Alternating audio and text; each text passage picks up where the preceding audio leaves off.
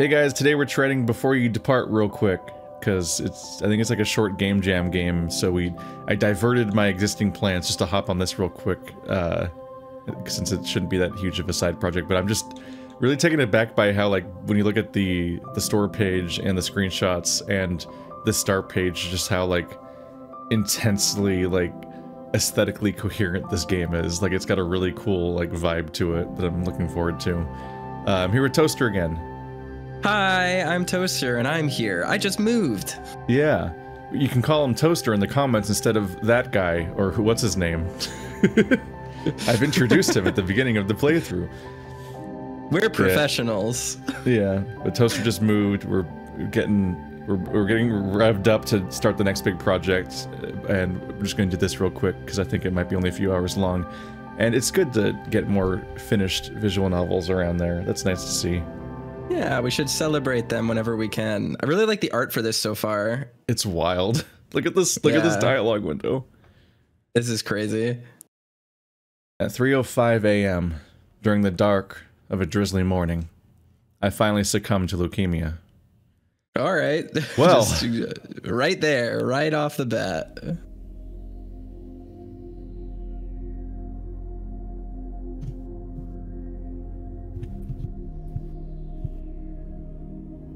This isn't furries. Not yet, at least. What are these weird fleshy creatures? I've never seen one of these before. 4 years, huh? By the end, I wished I'd only lasted one. I traced a finger over the corpse's cheek. Nothing. No sensation in my fingertips, nor a depression in the flesh. There's only total numbness. I stood, feeling complete weightlessness. My feet felt no pressure against the floor. Along with my touch, my sense of smell was also absent. The air should have been thoroughly drenched by the stinging odor of formaldehyde, the embalming fluid.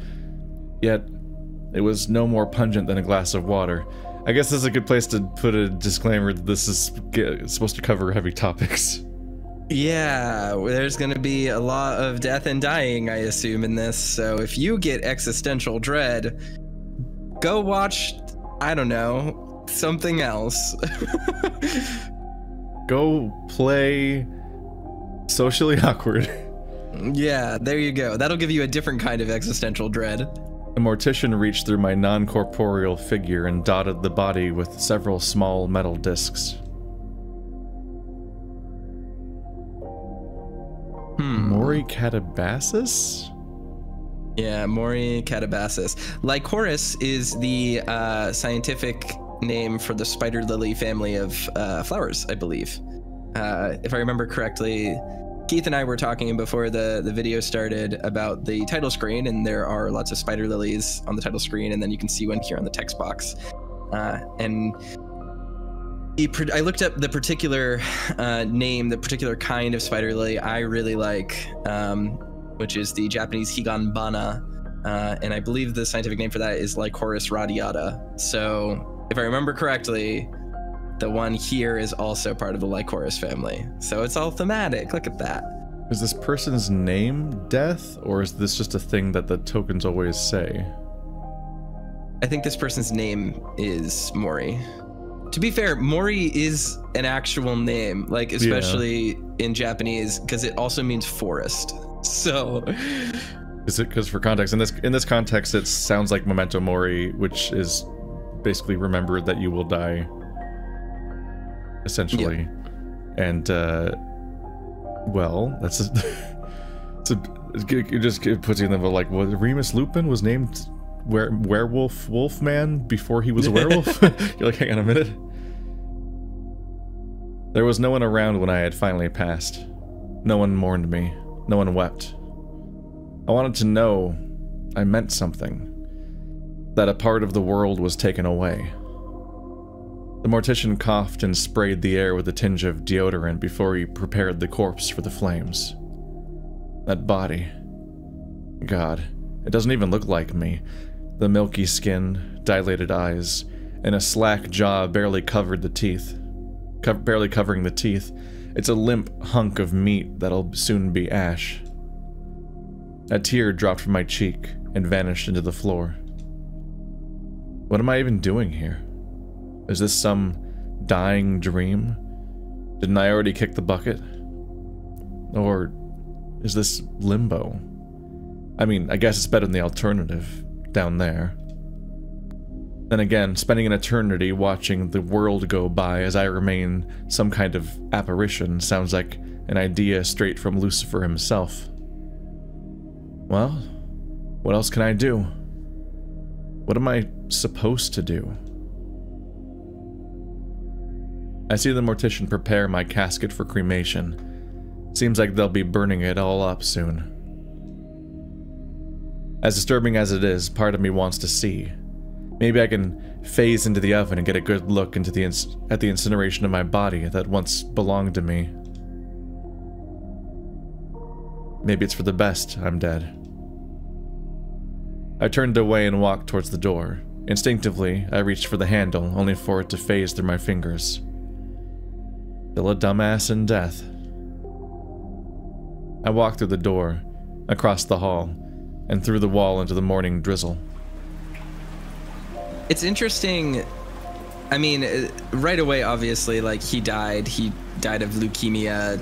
He's pretty self-deprecating, but it's interesting that he characterizes himself as, like, still a dumbass in death, which kind of implies that, like, that's like a character trait I would associate with someone who, like, died due to clumsiness.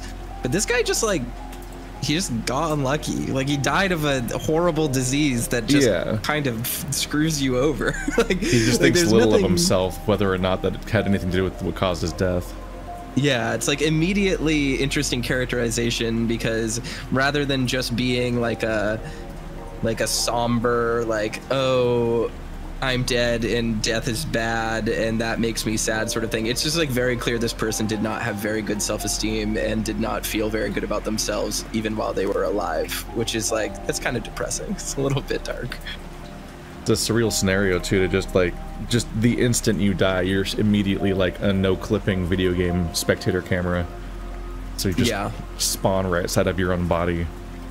Like, well, should I watch the cremation, I guess? I'm adjusting pretty quickly to this new status. Not a bad day to die, I guess. Weather's appropriate. I look up to the gorgeous gray sky, and I can almost feel the faint dapple of water on my face.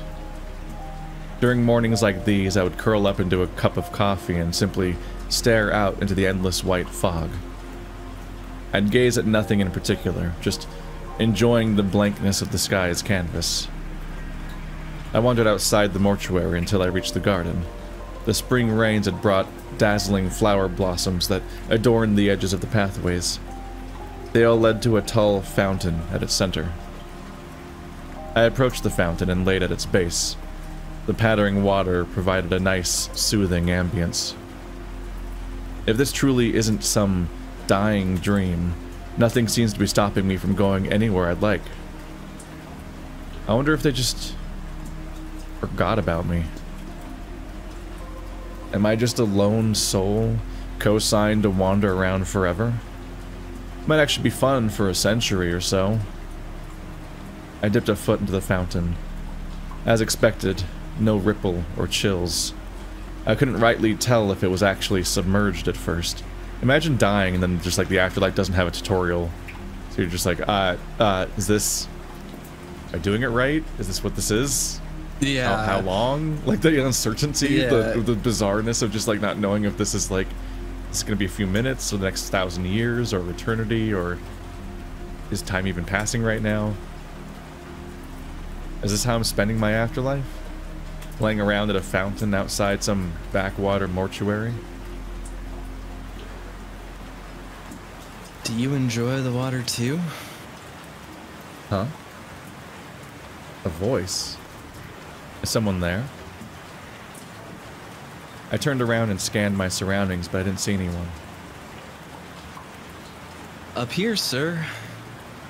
Wait. What? Ripped jeans, this is heaven. Spider lily nipple. Look at this goofy man. I really love the like PlayStation 1 texture background art. Like I'm not saying that in like a derogatory way, but like oh no, it just looks the like, environments are really uncanny. I love them. I really like this statue because it's like there's enough definition to know what it is, but not enough definition to be high fidelity. So your brain fills in the blanks, and it just creates this really cool sort of uncanny atmosphere. This like smeary, it's like this smeary, smudgy, like vaguely photorealistic environment mixed with like cartoon Dogman, like an intentional like contrast. Dude's got like razor blade ripped jeans. He's got a spiked collar with a crop top hoodie and a spider lily emblazoned on it. His pants also go, yeah, because you can see his fuzz sticking out in the middle, so his belly is out, but also his pants go really high, like clown high. In my head, the red was just shading, so I didn't realize that it was a shirt. But yeah, he is wearing like a crop top hoodie. That's intriguing. Yeah, he straight up has a crop top hoodie. He seems to have flames on his shoulder, on his like end of his sleeve. There's just a lot. There's a lot going on. The pure black design with red highlights absolutely everywhere. It's only a 3-color design. Yeah, it's just white, black, and red. I don't really understand what his species is, but I like that it's like kind of generically, it's like an interesting like mix of things that makes it indistinct, so it feels properly demonic. Like it feels like the way that old 1800s, 1700s artists would like draw demonic bestiaries, where it's like, is this a cat or a pig or some kind of canine? Like, I'm not really sure. It has features of all of them. Yeah, I really like that. I do think he's a wolf. I think he's just a big wolf guy. I just enjoyed committing hard to like almost this like only like trichromatic stencil art and stuff like that for stuff. Like it's one of the first things I tried to draw when I got my tablet was I tried to draw like spray paint stencil characters, and it really struggled with it. It's actually a lot to try to detail someone with so few options. But this is what sold me immediately. I saw the store page for this game, and I'm like, okay, I need to look at this more. I have to look at this game, just in general. What the fuck? I collapsed, phasing partially into the ground. What are you? Oh, I'm so sorry, Mori. I didn't mean to startle you. Let me hop on down. Look at how goofy he is. Look how tall his pants go. His pants go so high. His eyes are so wide. It reminds me of Rose art. Oh yeah, Rosefix. Yeah, very, very similar sort of facial characteristics, and yeah, that is like a weird crop top. Yeah, goofy like crop top mixed with like super tall pants that go up over the belly curve, and then like the tail and the sleeves both end in like burning. Yeah, and the tail's just shedding flowers. Yeah, this is like a JoJo's Bizarre Adventure character design thing where like the clothes meet the hair and it's unclear where the clothes end and the hair begins. Oh yeah, like that one guy where you can't tell where his hat ends. Yeah, interesting. That thing threw itself off the statue and into the water. No splash. No. This has to be some sort of nightmare. Stay back, please. Let me die, okay? Oh, you already did that, though. A few hours ago, actually. You finally passed away. So, don't worry. You are dead now, I can assure you. What the fuck are you talking about? I just have to look at the poses. Bulge spotted. The pants are such a trip. Yeah, they're very clown-like, but also very cowboy. Like it's odd They're like cargo pants, sort of, with their different denim panels. It's also like a really wide draping like Jedi robe like collar line on the jacket. Like there's very much so. Very large exposed shoulders for a hoodie. The creature sighed and dragged a claw across its fur.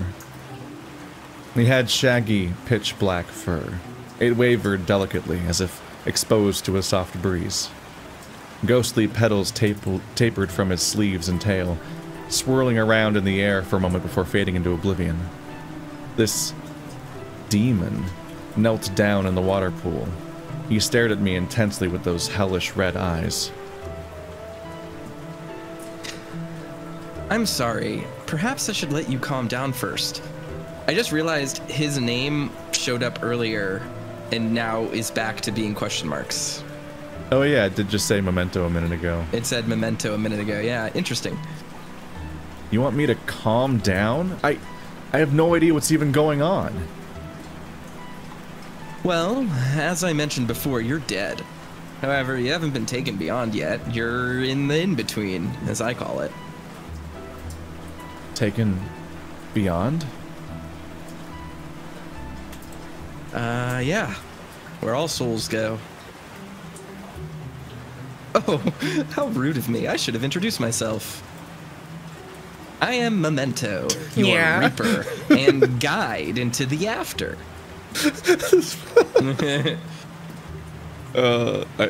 He's trying to be cute, and in a different context it would be, but in this context it's slightly terrifying because you're panicking already. Yeah. It extended one of its paws toward me. It stared blankly for an uncomfortable beat before the wolf creature retracted its arm. I am sorry. Was that inappropriate? I do apologize, Mori. I hope I did not offend you in any manner. You know my name? Of course. It would be rude not to. My nerves cooled a touch. If this thing meant to harm me, assuming that's even possible, it would have done so by now. It spoke in a hushed tone, almost reserved. It was like the whispers of the wind. Memento? Yes? Yes, sir. Is there something you require? Can we roll back a bit? Because I have a lot of questions. Of course. Ask away. So, you reaped my soul? You took it out of my body? Well, no, actually. What? I mean, that is my job. My handiwork is quite excellent. You'll find no other Reaper with a more refined skill, I assure you. However, I did not take your soul myself. Usually I'm supposed to, but this time I just let the spirit leave the shell naturally. So, now you see me. What? Why? He's a Reaper. My Reaper. Why didn't he take my soul? What the hell is this guy on about? God, if this is a dying dream, please just let me croak already. Why would you do that? I died hours ago, and only now you show up? Do you know what it's like gawking at your own corpse? I meant nothing by it, I assure you, sir. It's simply, He looked away and scratched the back of his ghostly scruff. I wanted to ask you something. Huh? Me? You wanted to ask me something. He nodded. What could I possibly tell you that you wouldn't already know? You're some kind of grim reaper spirit or whatever. What could I possibly do for you? Memento nibbled on his finger and looked anxiously to the side. I wanted to know what it's like. Know what is like? What it's like to live. I've taken humans from all over this world to their final rest. The elderly, children, mothers, fathers, even newborns. I guide all of them to the end. So why'd you make me wait so long? Oh, he's a hellhound. I get it now. I understand now. Well, I just wanted to make sure you had time to process it all. I didn't want to jump in and bombard you with my inquiries just after you had died. I mean, he kind of did, though. It's literally what's going on right now. I don't think there's any easy way to adjust to this. Yeah. But why specifically me? Memento tilted his head, seemingly pondering the question. I've done this for so long. My time with each human is short. Perhaps a few minutes at most, but I always learned the most fascinating things. A mother once begged me not to take her from her family. She wept, cried, and cursed me. However, there was another time an elderly man embraced me with open arms. He thanked me for my arrival and walked with me peacefully. I am met with hatred, terror, disgust. Death must be so terrible, yeah?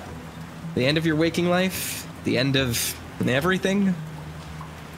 Yet I meet those who look back fondly at their life, those who seem content to leave, those who were happy. And it's those happy ones that make me wonder, why?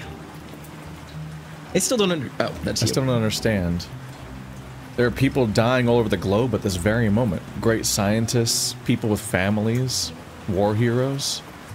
I mean, I'm just a 30-something screw-up who died young and alone. I'm no one. I lived my life as no one, and I'll be forgotten.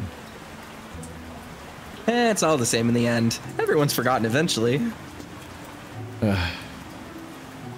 Anyways, I just thought it was the right time to pose my question. The right time? I guess I could ask the last one, or the one before, or the one before. But I decided, Memento, you're gonna ask the next one, and so I did. It was quite difficult, too. I had to plan my inquiry properly. So you spent the last few hours just thinking of how you're going to ask me?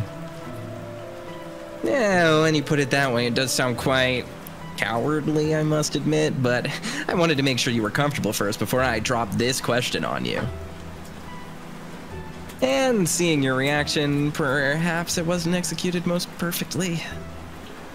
So, you're asking me just on a whim. Out of millions of people, I just so happen to be the one. That's about the extent of it, yes. What if I decline? Memento frowned, and I looked away. Well, then I will simply take you beyond, like the rest. What? Beyond? What is there beyond? There's nothing to be afraid of. Memento's ears twitched. It's, well, it's very peaceful. Peaceful? Yes, eternal bliss, some might say, and it's where everyone goes. I nearly fell to my knees then and there. Eternal happiness? I'll get to live my life. I got to live in pure bliss for the rest of eternity? The thought was almost too overwhelming. What would it be like? Who would I get to see? The visages of important historical figures, great film stars, and genius academics raced through my mind. I get to go there? Enjoy paradise forever? No kidding. You're not kidding me, are you? What do you think? Yes. Yes. God, thank you. Or whoever's in charge here. Joyous tears welled in my eyes. I didn't even bother to wipe them away. After everything I experienced, something amazing finally happens, and it's the greatest thing imaginable. I turned to Memento, bearing a beaming smile. I could at least try to help him, considering the good news he just delivered. So, you want to know the meaning of life? I mean, I don't think I could tell you. I wouldn't know where to start. There are people who have dedicated their entire lives to that question. Philosophers who... Oh, yeah, I've met one, Mr. Hagel. Oh, he was quite the interesting fellow, I must say. Just got past this part of New Vegas. How is this happening to me? Opposing dialecticals. Are we having a dialectics? He did not take his reaping quite well, I must admit, and he talked in droves. It must have been an hour before I could convince him to just go away. Interesting man. Shame I cannot speak to him again. So, if I tell you what you want to know, then what do I get? Do I get to return? His eyes flicked to the side and he cocked a brow peculiarly. My apologies, but no. Oop. You're deceased, Mori. There's no returning. So, what if I run? It's a bit of a shift from, oh my god, Eternal Paradise, the best possible news. What if I ran for it? What if I try to get back in the body? Memento stops for a moment and stared directly at me. Then I get to vor your soul. Soul vor. That's a tag. His red eyes widened into blood-red moons. You could run to the ends of this universe, but I would still be there to take you away. There is no being that can escape me. None ever have, and certainly none ever will. He explained flatly. It's simply how it is. For once, his gentle demeanor peeled back and gave way to something otherworldly. His voice chilled my bones to their marrow. Hey, that's you. Ah! I swallowed a heap of lead and receded. Don't do that. But the paint chips, they taste so good. Is that how he got leukemia? Don't do that. Do not mistake me, Mori. It would be unpleasant.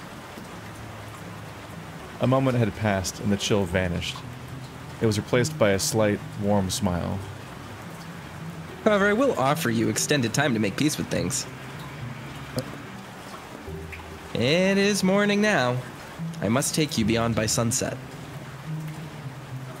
You have all day to show me. Perhaps you can make peace with your departure. Many would give anything to have one final moment with the ones they loved, to actually say farewell or to amend a bridge that has long been burned. So, I'll get to make peace with everything if you tell me what it means to be, well, me? Yeah, that's the extent of it. I looked at the overcast sky. A cloud parted, giving way to a sunbeam. Me? I'm the one who gets to find closure? Not the mother Memento tore away from her family. Not a young lover who never got to see their significant other again. Just me, the man who has nothing. What is there even to close? I turned to face Memento. He shifted around in anticipation, biting his lower lip with a knife-sharp fang. Closure, huh? Well, what's a few hours compared to eternity? Fine then. I'll help you. A snaggletooth grin spread across his face. No, most excellent. You have my eternal gratitude. He reached out a paw, offering to pull me up out of the fountain's pool. Need a paw, my friend? I grabbed Memento's paw. For once, there was something tangibly there. It was almost uncanny. He hoisted me up and I could feel the strength of his forearm, the brush of his fur, and the coolness of his paw. Memento held my hand for a few seconds, staring intently.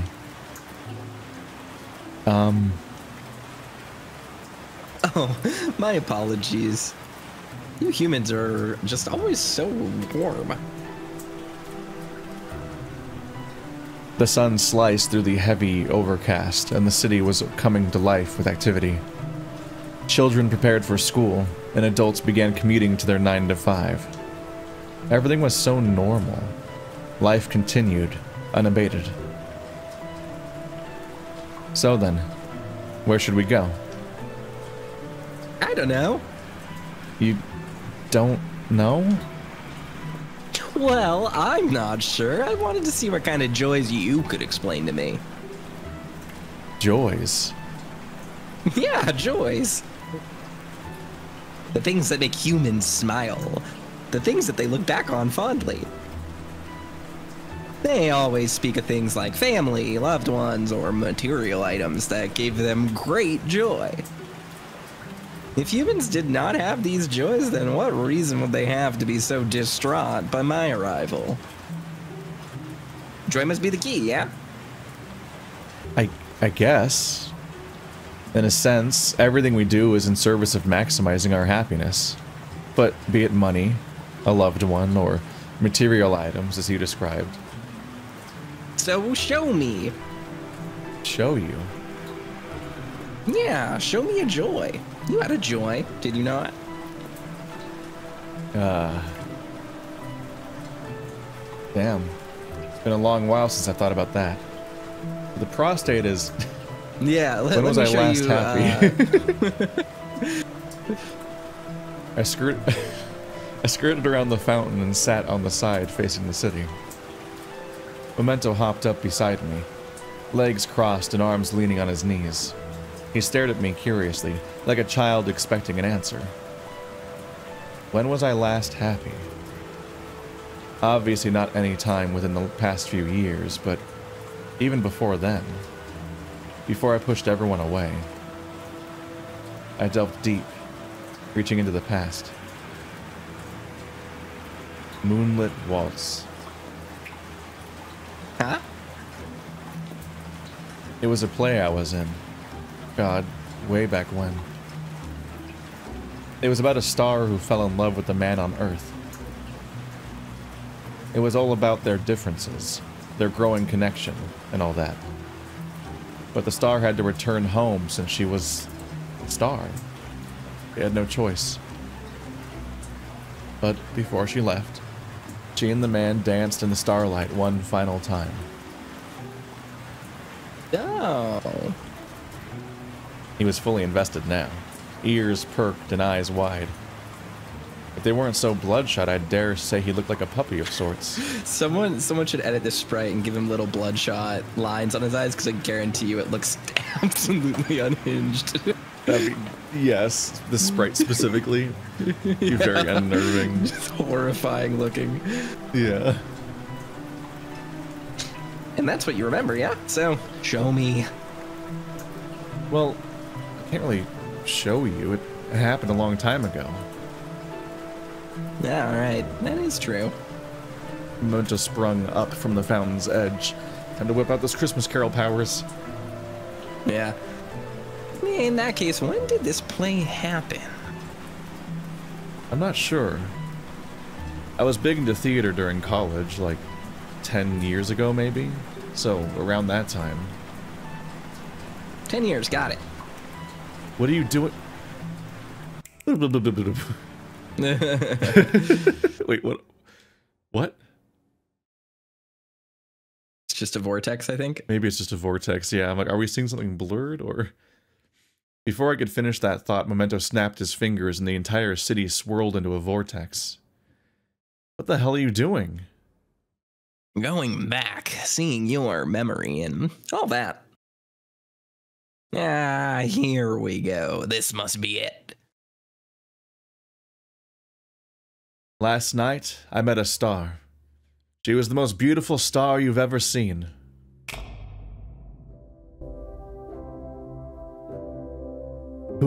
Who are you? Your hair, your body. You came from the sky?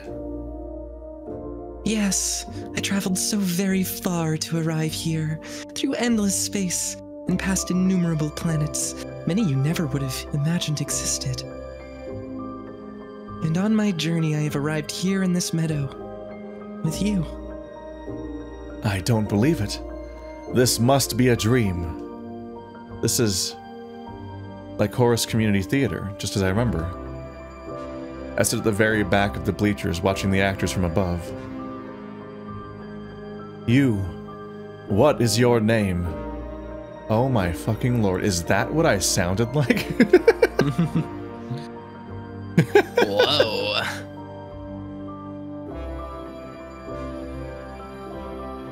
I turned to face Memento, who was sitting half-faced into an elderly woman. Someone should draw that too. I want to see what the apple sprite looks like.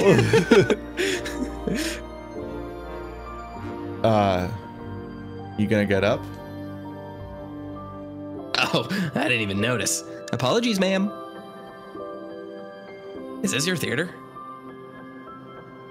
His eyes were alight with awe at the half-assed set. Yeah, that's, I don't know why I thought I read that wrong. At the half-assed set and poor lighting. It was. It's a little derelict. I think they were renovating while the show was in production. I see. Memento walked through a couple seats towards the stage. Come on, I want to get a closer look. What? Nothing I could do to stop him, I guess. I took the central staircase instead, careful to avoid facing through anyone. The scene transitioned and the set shifted. You tell stories like this? But nothing's changed. Wasn't this the same place as before? Plays require some suspension of disbelief. A phrase I'm just gonna throw at you, expecting you to understand it, despite you not exhibiting it. Like, here, we're supposed to be back inside a house. You can see over there the technicians moving some of the furniture on set. Oh, so it's up to your imagination then. I suppose. And this is what gives humans the joy? These playthings? Well, if you're a good enough actor then, perhaps. On cue, my character ran in, opening the door in an overdramatic, frantic fashion. Father! Father! You would not believe what just happened! Oh, brother. Memento pointed gleefully. That's you! That's you! Yeah, sure is. So tell me more. About? About plays, all these theatrics and stuff. Oh, you must have been so happy, yeah? Well, I suppose. Happy? Was I happy here? I glanced at my character who was telling the story of his chance encounter with the star. The delivery, the enunciation, the stuttering. God, how'd I even get this part? But I looked into my own eyes. There was passion. There was excitement. This must have been the first showing. I remembered staying up all night, butterflies flying like crazy. The nerves, the anxiety, and then finally going on stage to perform. Poor kid. He has no idea.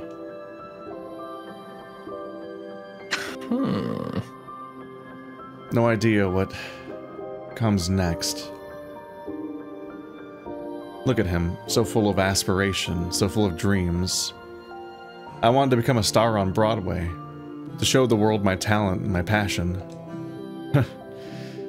Perhaps it was doomed from the start. Or New Vegas. How do you mean? This kid had a dream, Memento. Something he clung to harder than anything else. Something that drove him to walk forward every day. Amid all the shit in school, amid the pain of other circumstances. And is that what a joy is? A dream? It could be. And what happens if that dream is impossible? I bit my lip and looked downwards. Now that's the real problem, isn't it? You look so happy. Because I was a dumb kid who thought I could make it. I grew up on Julie Andrews and Fred Astaire. It's kind of sad looking at it. But You're happy here, yeah? Oh, how could that be sad? It's a crapshoot, Memento. A game of luck that was never in the cards for me. No money to be made in it, as my father was so kind to point out. So what did you pursue instead? It was something he insisted was a safer bet. Maybe he was right. The play continued. Being incorporeal did have its benefits since I didn't get tired from standing around. While I moaned every time I had a line, Memento's tail wagged uncontrollably. Death's a cute little puppy dog, huh? Who would have thought? Still, at least someone enjoyed my acting. It was a simple story. The performance spanning an hour and a half, tops. A story about a romance that was never meant to be. Memento seemed most interested by the star. He kept asking questions about her, like...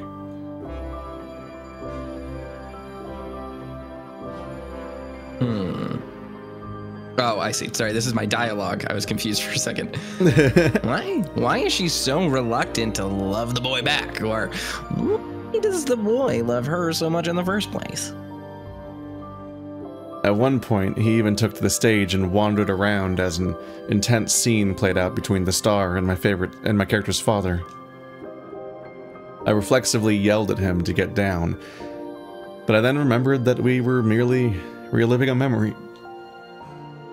It took me a moment to figure out what he was doing. Memento stood by the star as she argued with the father. He mimicked her affectations and tried mouthing her lines. There was a moment where the star paused. She had stumbled over a line. For a second, the theater was still. Even Memento had his eyes trained heavily on her. The peering gaze of the audience, the mounting pressure of that singular moment. Though it was merely a memory, I felt my heart stop, just as it did all those years ago. She stumbled again, then again. But they were not mistakes. She was doing it on purpose. In the original script, there was no stumbling, but here, she took her mistake and rolled with it. Her voice became coarse, and she stuttered in response to my father's angered tone. God, she was amazing. Memento hopped off after this and sidled over beside me. Much harder than it looks, yeah? And you have to be in front of the whole crowd? Not sure if I could do it. I'm only ever seen by one person at a time. But that girl, the star, she was wonderful. Yeah, she sure is. I stared at the star wistfully. To hear her voice again, after so long. Mori? Yeah? You alright there? Yes, I'm fine. Before long, the final scene had arrived. Back at the first set, where the whole play began, the field dimmed to soft blue. My dear, please. There must be another way. The star looked silent and bit her lip. Unlike me, she was so natural, her acting subtle yet effective. She portrayed reticence with a slight glance to the ground, anxiety with the beginnings of a stifled sentence. What was I doing with someone like her?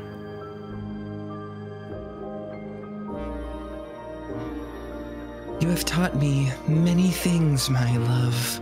I forgot what this character's voice was, so I had to stop for a moment and get back into it in my head. I was like, what did she sound like? But I am a star. The star must continue its journey across the sky. I know it is painful, my dear. But it is my nature, my purpose for being. Just how it is. My character collapsed, clawing at his face. Honestly, that cry acting wasn't nearly as bad as I remember. The star walked forward, but my character grabbed her by the wrist. Just One more thing. There was a hush as the characters faced each other. I haven't taught you how to dance yet. The star's eyes flickered, mouth held agape. No, I suppose not. I placed a hand on her waist. Just one more, if you must go.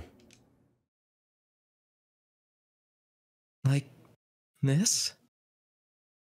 My character shook his head. No, like this.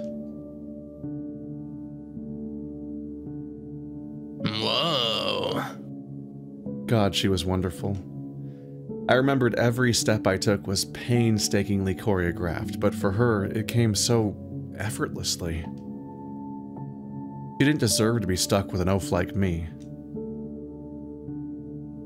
Memento swayed to and fro with the music, though his movements were certainly much less refined. I'm just imagining him having this, like, unnerving, like, Cheshire Cat energy this whole time. So, when he first got introduced, I thought he was kind of a Boy Scout, and then he started being, like, he has this otherworldly element to him, and I realized that my touch point for this character went from, like, a friendly, you know, kind of clowny puppy dog to, like, Beetlejuice. And that's how I imagine him now, is Beetlejuice. So, oh no. I mean, in the you know,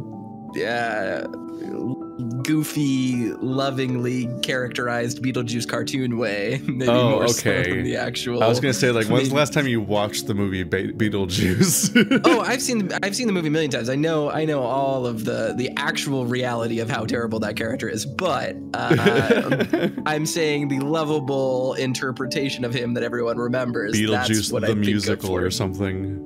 Yes, as opposed to the live action movie that he's just annoying, honestly. Yeah, he is very annoying. But I mean, like, also as an adult. Also, I loved him when I was 6 or whatever.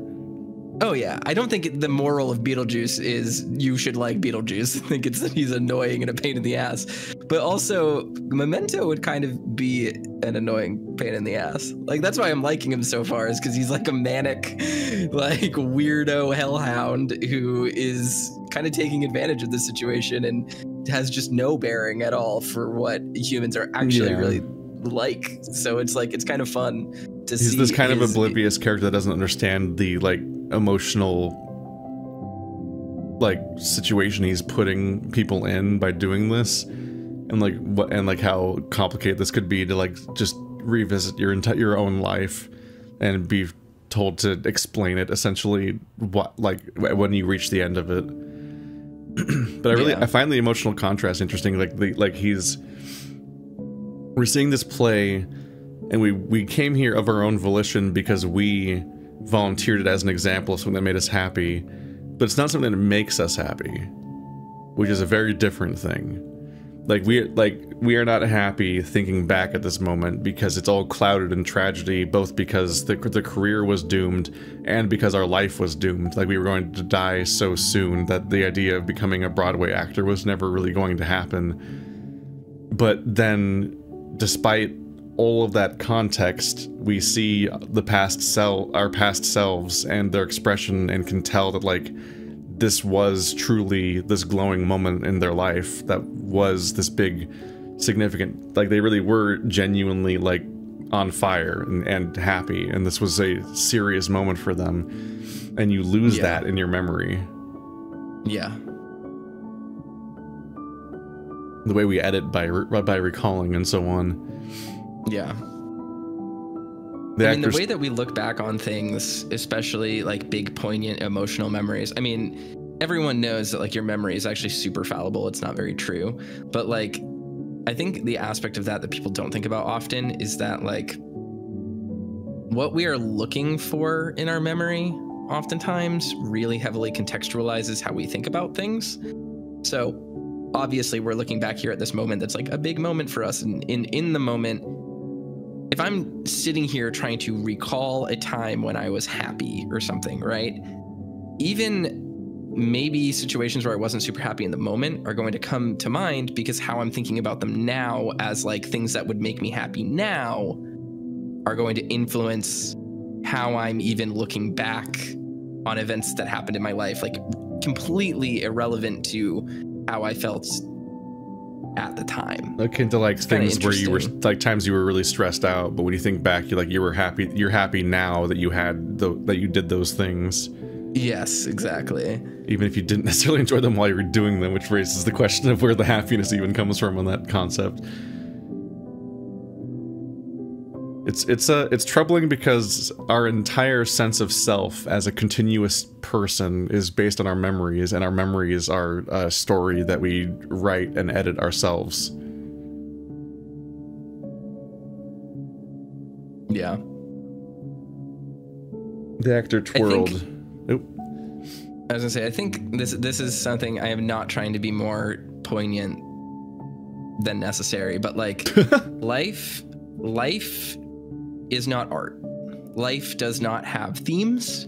Life does not have symbols or meaning in the narrative sense. Like life is not a narrative, no matter how much we narrativize it, no matter how much we tell ourselves our lives, our stories.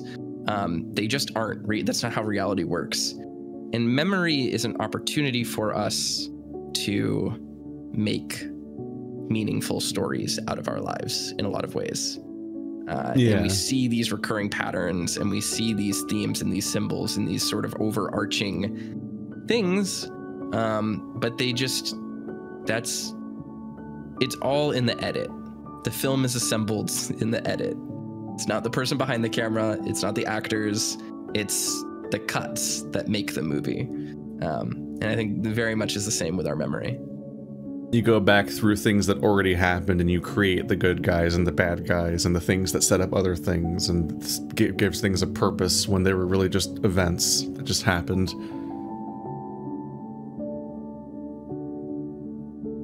The actors twirled, and in response, the wolf twirled as well. Oh, he's dead. A bit too much, and he tumbled to the ground. He laughed it off and continued staring at the dance. This was the pride of the show, the climax, the part everyone was waiting for.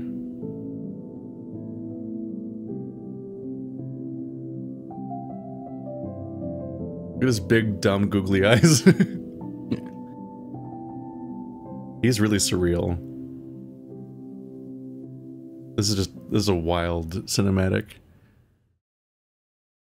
I'm forced to acknowledge that he just has an outline in real life, basically. Yeah. This is something that the color is so good in this thing. Sorry. It is. It's really great. One of the things that I think is interesting is that this is I just want to comment on this because I've been thinking about it the whole time. This is like a furry visual novel where the main character is like kind of like a Bishonen pretty boy, and he appears to be straight, maybe. I mean, I don't know. I can't make an assumption, but it's like, I guess what I'm saying is this is the first furry visual novel I've ever read where the character was not immediately gay horny coded, which for the wolf. Yeah, which is really awesome. Like, I'm actually really into this. I'm finding it really enjoyable. Because otherwise you can throw it in the pile of like, hey, it's another visual novel where we have a human guy who wakes up disoriented and unsure what's happening, and then a big wolf guy shows up to shepherd him through this journey. But it's an extremely different context this time. No amnesia required. Is the afterlife an isekai? Don't, that's cursed. Don't end the episode on that. No.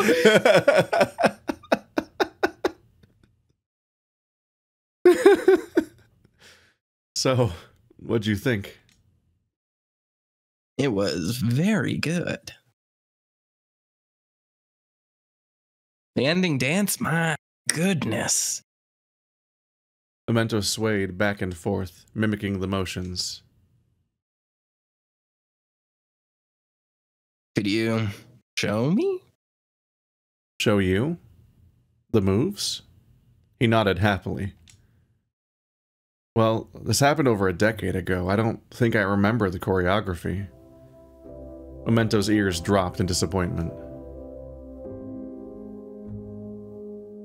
Did this all answer your question? Well, somewhat. I'm still unsure what you mean by dream. A joy can't just be that, can it? So that'd be a rough conclusion to draw, because we'd be telling Death that joy is a lie that humans tell themselves. Yeah. Which can be true, but damn. Yeah. Unnecessary. And the lie doesn't account for the prostate, so... Yeah, exactly. What about sunset, or the smell of a pretty flower? Well, I suppose, but... Ooh, or belly rubs? You get belly rubs? Sometimes when I reap a dog lover, they ask me for one last pet. I must admit they're quite pleasing. I did always want a dog. A nice and fluffy one. They're amazing creatures, so intelligent and affectionate. Like me? He has dog brain. Memento said with an innocent look on his face. Well, you certainly got the look down. Alas, wasn't meant to be. Too much work, my dad would say. Too much responsibility. So a loving pal who is by your side. Is that a source of joy? Well, yes. I suppose that would be a source of happiness as well. Well, I hope I can suffice in that role. For now. Well, you're doing adequately. But back to the whole joy thing. They're, you know, fleeting. I mean, isn't that life? I suppose. But those are different. A pretty flower, a sunset, or belly rubs, as that code, will gratify you in the moment. An ambition, however, that's a goal for the long term, perhaps your whole life. Some get to achieve it, while others, you know. I watched a lot of classical movies during my childhood. Lots of big dancers, singers, and thespians from the 50s and 60s. I remember staring at the screen in awe of what I was witnessing. The colors of the films, the passion in their voices and movements. They were utterly enchanting. That feeling of captivation blossomed inside me. It made me want to do the same to others.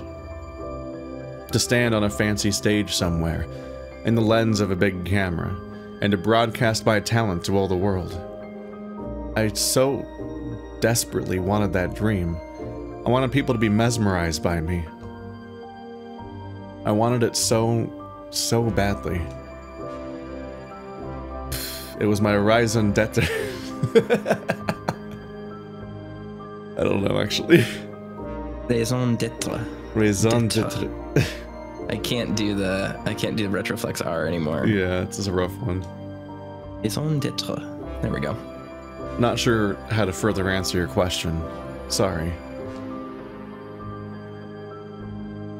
No, it's fine. I think you illustrated it quite well, Mori.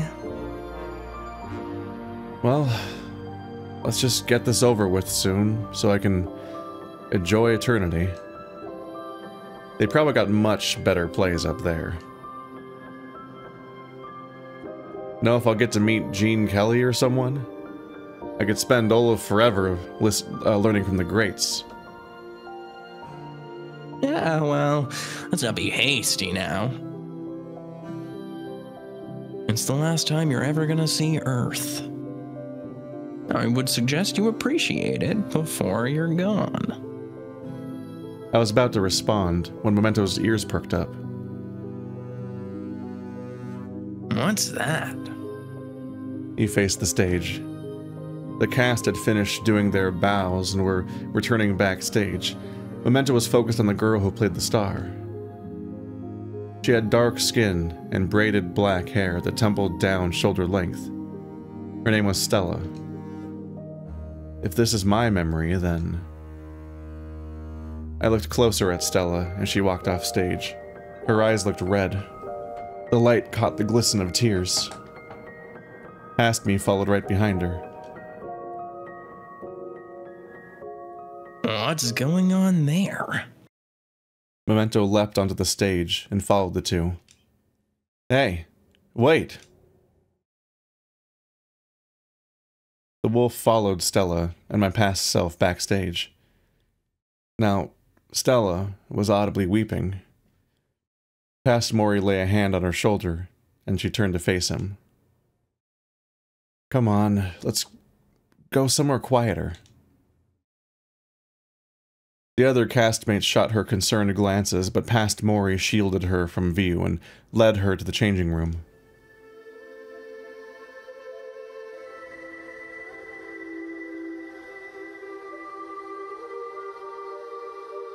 He didn't show up. Come on, he must have been in the crowd. Did you see your mom? Stella nodded.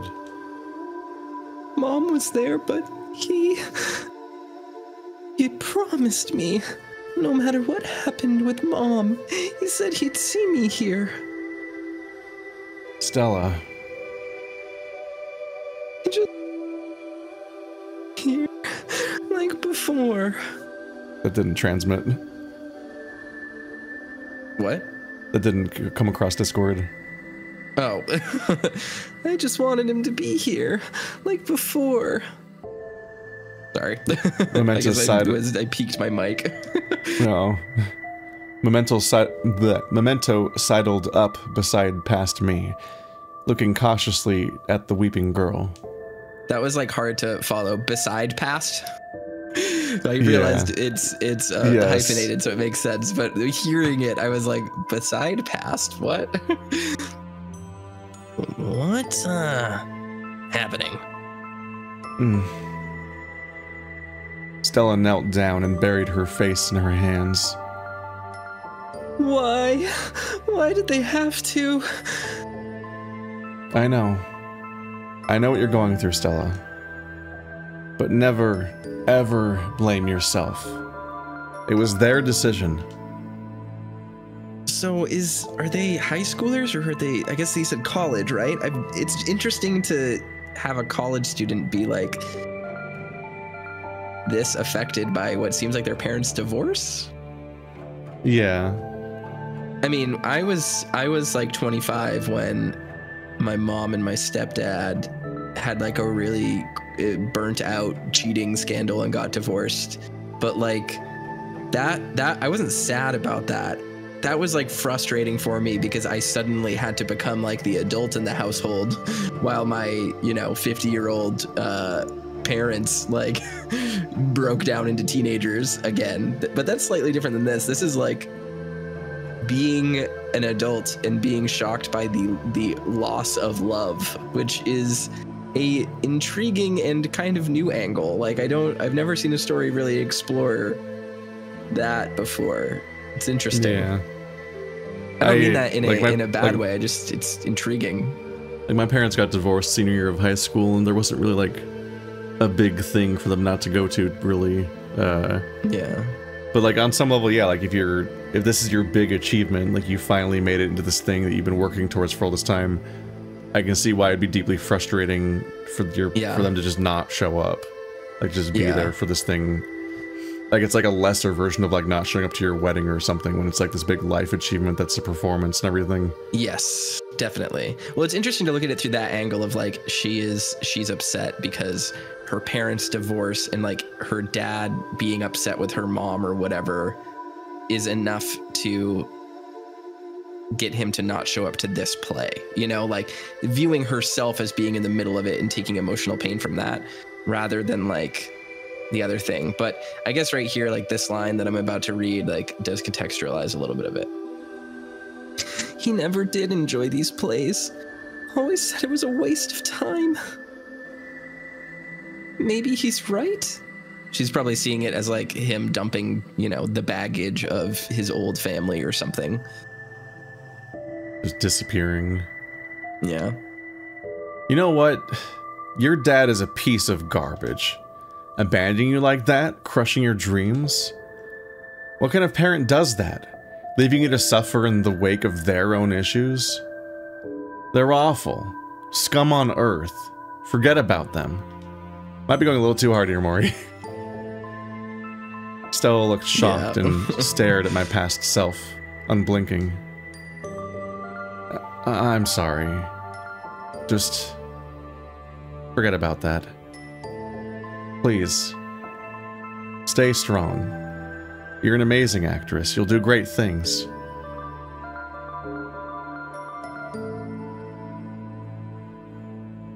I think that's a thing that you really commonly see, like especially in young people, young men very frequently, not to generalize, but like the desire, you know, you see like someone you like in pain with like a shitty family situation, right? And like you think it's heroic to be like, fuck them, they suck. In reality, doing something like that is actually pretty insensitive and pretty not what most of these people want to hear. Like telling someone who's like, I'm sad, my family sucks, and then like being like, you're right, they suck, fuck them, is like not, you're just making them feel worse. But it's a very relatable thing to want to do. And I think a lot of young people who don't have, and I don't mean this in like a condemnation sort of way, but like young people who have yet to have the life experience to know that emotional intelligence sort of thing, this is definitely like a really good way to kind of mess up a relationship with someone or like hurt someone more without realizing it, is to just kind of dig into that. Tearing into someone else is often not a good way to defend and validate a person who is hurting, is like a good way to put it. It's charging too aggressively to assign a villain and try to solve a problem because you feel like inept and like impotent at being able to do anything about the situation. So you have to like lash out and create a thing that you can do, but that's just, it's not you're not really here. You're not part of this.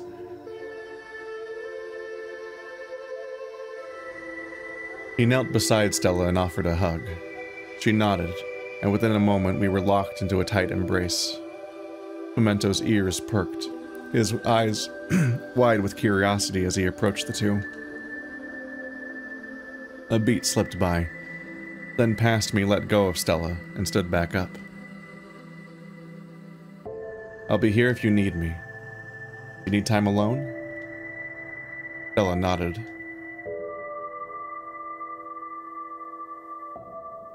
My past self approached the door to rejoin the rest of the cast. Just as his fingers wrapped around the knob, he froze in place. What did you do? Pause the memory. Why? You were leaving. Yeah. And? Memento turned to Stella, who was still kneeling. He approached her, looking intently at her face. What was that? Why was she weeping? I mean, I don't see how it's much of your business. Weird response. Very strange response. Don't know if I would say that to him. Memento turned to me, confused. But these are mortal affairs, yeah? Well, I guess you're right on that front. So why do you hesitate? There's no reason not to. Still, I feel like a piece of shit for talking about it, even after I'm dead. Why? It's just because I'd feel guilty regardless, even if it really doesn't matter anymore. Guilty? He looked away from me for a moment, almost as if the word had caught him off guard. Are you familiar with the emotion, Memento? It's when you feel ashamed of how your own actions have affected others, be it lying about something or pushing someone who cared about you away. This is what we call thematic signposting. This is what I call that out here while we're right here. He's telling the animal what the animal is feeling right now, but doesn't have an emotion for it. And we know that as the audience. But in case you were trailing behind, that's what's going on here. Yeah. He's trying to process what he's going through. He doesn't know how to think about himself as death because he only exists as this entity. Yeah. Well, I think part of it too is he keeps dodging the question of like, what's the next place like what's gonna be going on with you? And he keeps dodging the question. So I think peaceful. It's literally oblivion. It is nothing, and he's like lying through a mission. So he probably feels guilty about that. It feels like it. Definitely feel like we filled in some blanks on our own that weren't necessarily information that was given. Yeah, this is all just an assumption here. But also, damn, our character's in a real big hurry to get to what he sees as paradise, considering, we was told that it's an uncrossable, an irreversible threshold. So it's like, are you in that big of a hurry to leave Earth forever? Memento stared blankly for a few seconds. I see. Interesting. Immediately, as if to veer right away from the subject, he turned to Stella. You embraced this girl. Did you love her? She was a close friend, but no. I would not say that I was romantically interested. I'm more into men, actually. Yeah, so he is gay. Gotcha. Or bisexual, because he said I'm more into. Though I never found anyone. No one? Yep. Just how it goes, I guess. Some were taken, while for others it was just the wrong time. Would you have liked someone? Significant other? Someone to whom you'd deliver a lovely kiss. Like you did at the end of the show? Well, it sure would have been nice. And this romance. I've ferried off many who have had romantic connections in their lives. It's the biggest source of grief I find. Could you explain this romance to me? It's a common thread among those I've taken away. It's a little cruel again, given the lack. Yeah. Well, you don't need to be with someone to be happy. I knew plenty of people content with being on their own, and for them, that was perfectly fine. But did you want to be with someone? It doesn't really matter what I wanted, now does it? I see. I apologize.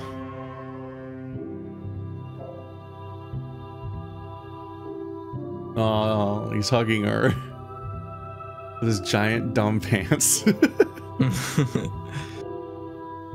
Memento pushed his snout close to Stella's ear.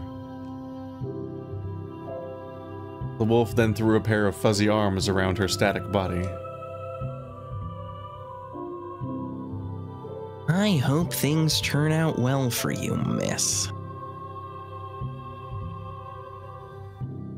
I hope you don't see me too soon.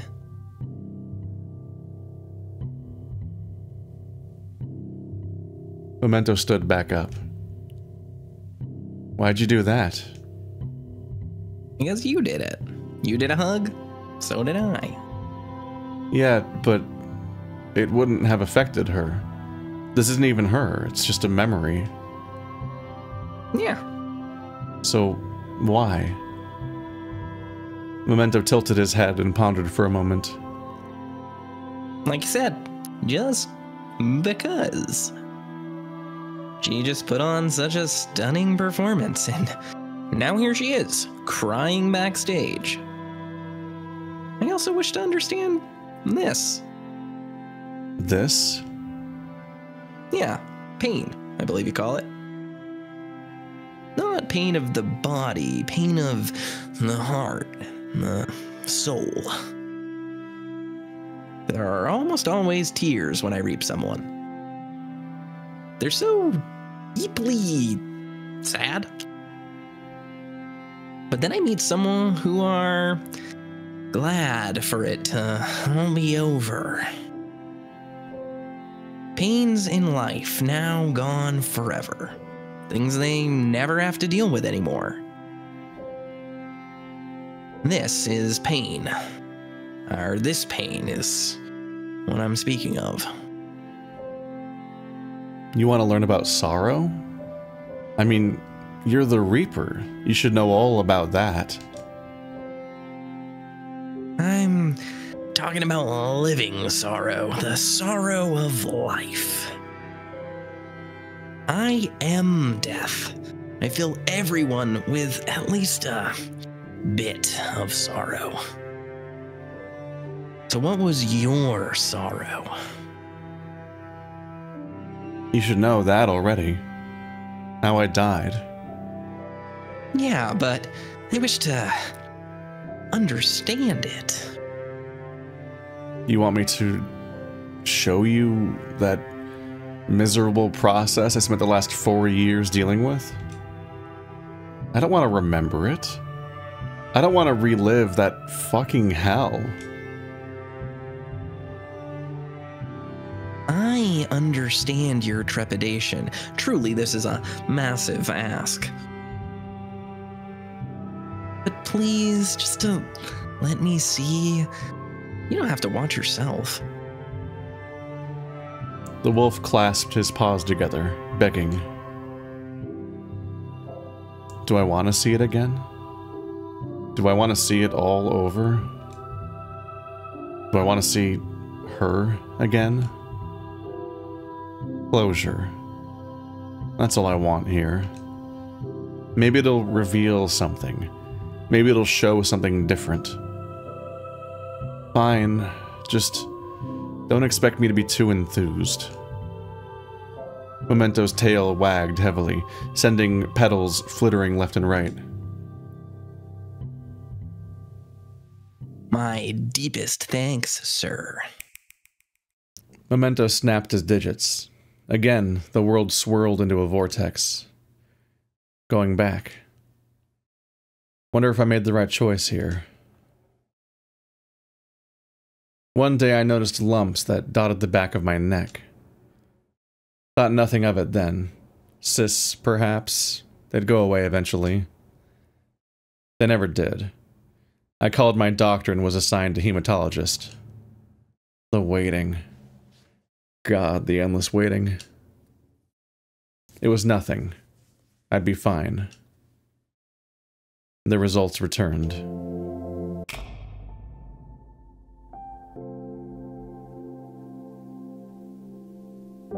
Chronic lymphocytic leukemia, CLL. A rare and aggressive form of blood cancer. Treatment resistant, they said. I knew what that really meant. An 80% survival rate for 5 years. Though incurable, it was an optimistic statistic. I only lasted 4 years. Interestingly, I felt nothing. When the word chronic escaped the doctor's lips, everything became dreamlike. My dreams, my ambitions, my life. As they described my options, all I could think about was my own regrets. I graduated college with a bachelor's degree in computer science. Oh god, that was almost my regret. Though I longed for the stage, reality pulled me to my senses. Maybe if I hadn't been in this position, afflicted by a disease that would addle me for the rest of my life, that would have been the right call. No money to be made, my father would repeat. But after death, that didn't matter. Maybe I could have made something of myself in those short years between then. Computers aren't terrible, but...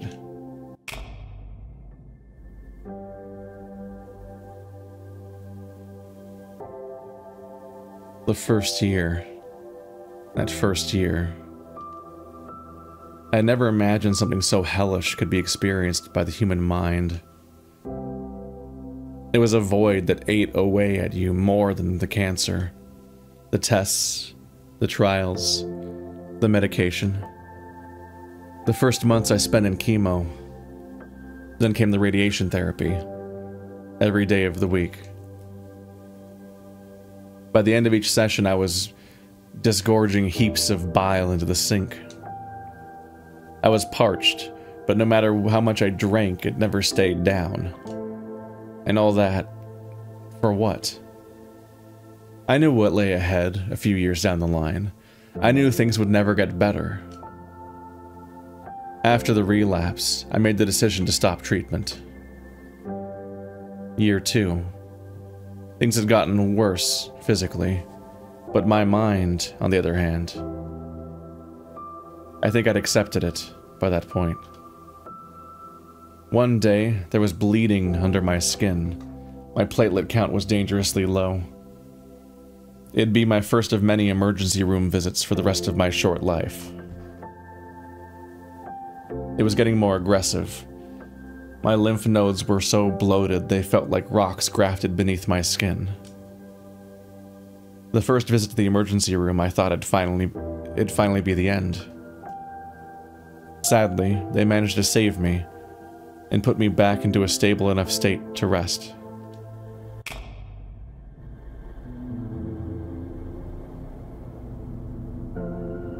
Days spent in the hospital room were long and arduous. I would often think back then about my time with my theater buddies and how everything was so close-knit. But after each play, invariably, some pieces of the group would fade off, away to pursue other interests. Even Stella, who stuck by me since 3rd grade, vanished unexpectedly. But one day, I saw her again. Apparently, she heard about my condition through mutual friends. Unlike me, she was positively radiant, glowing brightly like the star she was. We sat together, reminiscing on days long past. She was doing pretty well for herself. Not on Broadway, but apparently doing some commercials on television. She described all the new people she got to meet, all the hope for a bright future laid out before her. She was happy. She had hope. She had a dream that was within her grasp. She talked about wanting to star in a movie, and how she'd make sure I got some role in it as well. Thanks for the pity, but I think I'll pass. I don't believe I'd be all that great, I'm afraid. Kinda hard to be a good actor when you're, well, dying. You're pretty fortunate you get to do all these things. I'd hate to bring you down. You're a lucky girl, Stella. More than you could ever know. She gave me a peculiar look. Ah, sorry. I think the meds are messing with me. Well, be sure to ask your doctor about that. We lingered for an awkward beat before she spoke again. I'm really, really sorry, but I need to go. I'll be sure to visit you again soon. She hugged me. It was great catching up with you, Mori. I nodded. Yeah. Such a lucky girl. So fucking lucky. Hospice care came by the 3rd year, At this point, I was a dead man walking. Though, amid my deterioration, before the coming expiration date, they sure treated me nicely. Games, free massages, an end-of-life consultation. Not too shabby, I don't think. My new home was a dedicated building off to the side, where I'd spend my final days. It was all already sorted out by then. Once I kicked the bucket, the funeral services would be on the scene immediately. All my assets would go to my father. What little I had, anyways. My fate was written, and all I could do was sit around and wait for the sand to run out. By then, I'd loathed myself for that damn computer science degree. 4 years of study. And for what?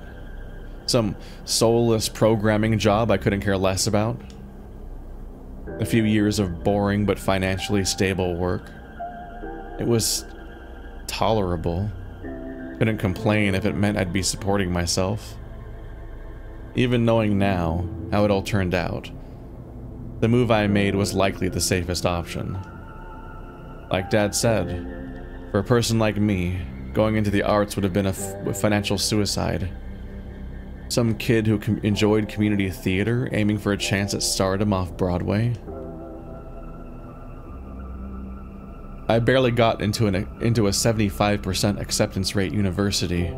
Juilliard certainly wouldn't have given me a passing glance. Yet, at this point, what did that matter? I only had a scant few years of real adult life, and they were all wasted on something I cared nothing for. Perhaps I could have at least withered away with the satisfaction of knowing I tried and failed, as opposed to have never trying it at all.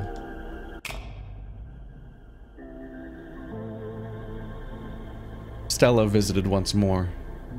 It was winter, and the window was glazed with frost. Stella was adorned with a gaudy sweater colored in lurid yellow. There was a spark in her eyes, a grin of excitement.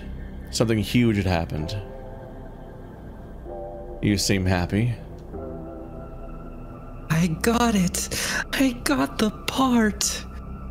No, did you now? Her voice rang out like a tropical bird. My agent managed to shoo my way into a pretty big movie, Mori. Her eyes beamed with joy. I'd swear she burst from the excitement. I forced a smile, nodding along as she explained just how proud she was of herself. So proud, so happy with her future. We did it, Mori. We did it. We? My smile broke. We did it? Stella, I know I'm dying, but come on. You don't need to bullshit me. Her expression froze and she chuckled nervously. Well, I just... Is that what you came here to tell me? About the exciting new life you get to live? I just thought that'd make you happy. Yeah. That makes me feel amazing, alright. I'm sorry. Did I... No. You're fine. Everything's fine.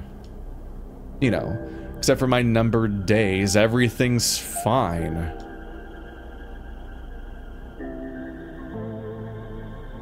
Mori, I just thought I'd help. Help? You thought it'd help? I sat straight up and stared directly in her eyes. I don't need your help, Stella. I don't want it.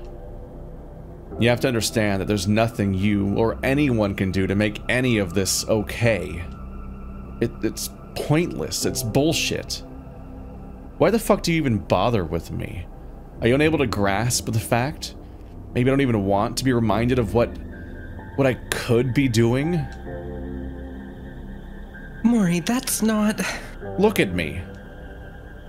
I tore my hospital gown away, revealing my diseased skin, blotched black and blue from internal bleeding. The bumps won't get any smaller. My hair bleached white after the treatment. Look at me and tell me this is okay. I just want dignity. I just want to go with dignity. I'm prodded day in and day out, babied every day, trapped in this godforsaken hole of misery. Mori, stop, please. I know you're going through so much. I want to be there for you. I want to help you. I understand your pain. You understand? How could you possibly understand any of this? You're on your way to a glamorous, successful, fulfilling life, and I'm on my way to an early grave. By now, Stella's eyes were red, a glistening bead of a tear rolling down her cheek. I'm sorry. I'm so sorry for all of this, Mori. But please don't take it out on me. Let me tell you something. That didn't go well. Nope. Oh, he definitely just went off on her, yeah. Yep. Did I feel satisfied? Maybe a bit. Like some justice had been earned. It was the most pathetic thing you could imagine. I pushed her away. I made sure of that. And then I knew I shoved the last person who cared, even a little, away for good. I was well and truly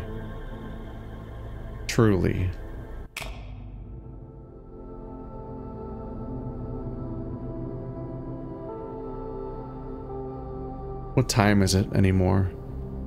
How long will it be until it's done? I had no sense of when anything was. I would wake up each night, confused and scared. I could barely recognize the faces of the nurses. The end had arrived. My body was finally giving in. I had no interest in the games, no interest in the massages. The only thing I wanted to do was simply lay there, staring up at the ceiling with eyes half closed and mouth slightly agape. The pain had gotten unbearable, and I'd spent most of the day addled by agony that the medication only slightly subdued. One night, the night before I died, I dreamt about Mom and Dad again. They were actually together, smiling. It was lovely. Dad had made a smoked brisket and sandwich glazed with barbecue sauce.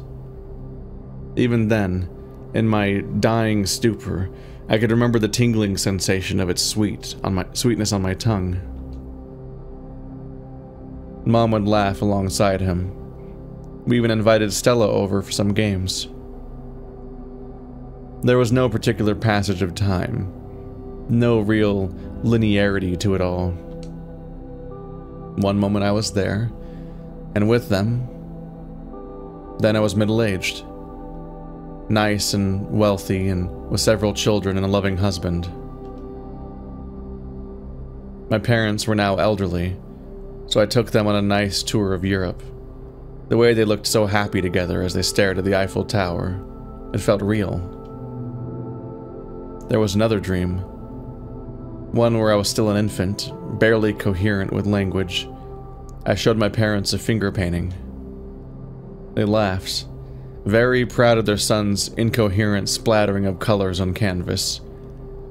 It was intended to depict a dog, the one I always wanted. Yeah, a dog. A nice big dog. Was it painted in black and red? I remember begging for one when I was 5, but my dad strictly forbade it. Too much work, he said. Too much responsibility. I wanted him to be cool, Big and strong, but affectionate. Someone who'd protect me and sit by my side during rainy days. Someone I could hug, feel their warmth, and let the woes of life wash away in their embrace. Someone who would never...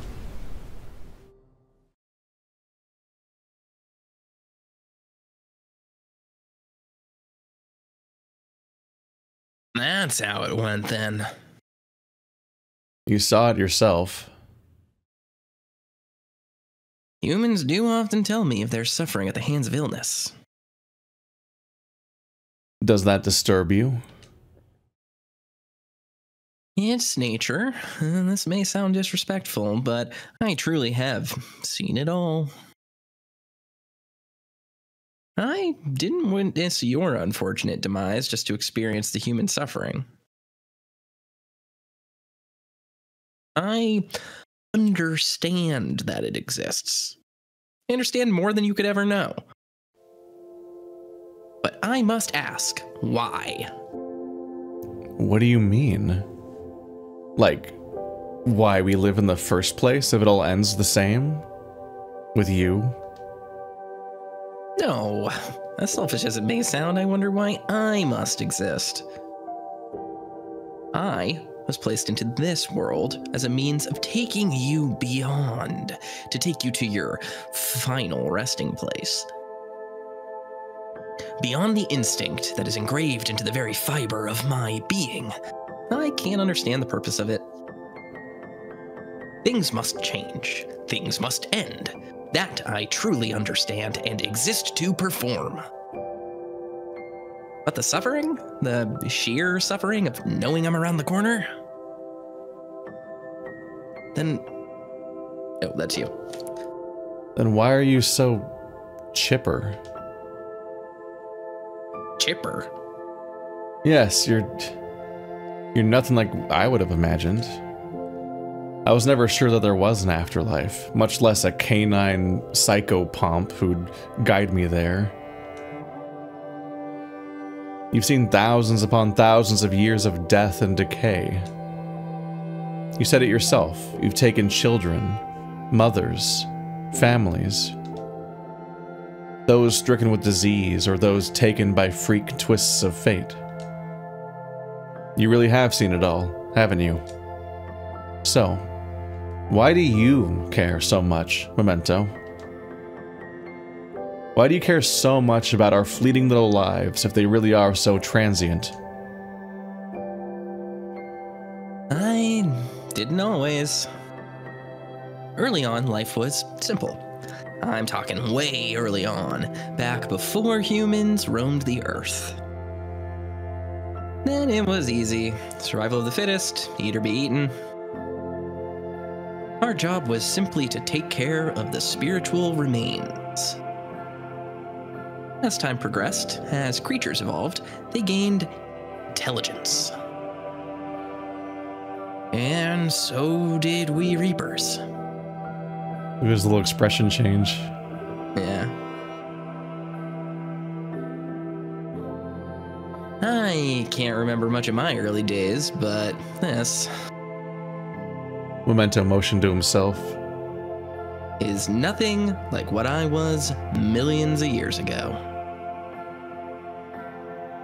But that was par for the course for evolution. Things changed, but the constants remain the same, survival of the fittest. Dispose of the organisms that have met their end, be it a sea sponge that starved in the primordial muck, or a towering dinosaur suffocating from the debris of an asteroid. But when humans began walking the earth, everything changed. The intelligence they gained, they attained heights we could have never predicted. They crafted artwork, culture, and legacy that far exceeded any previous life form.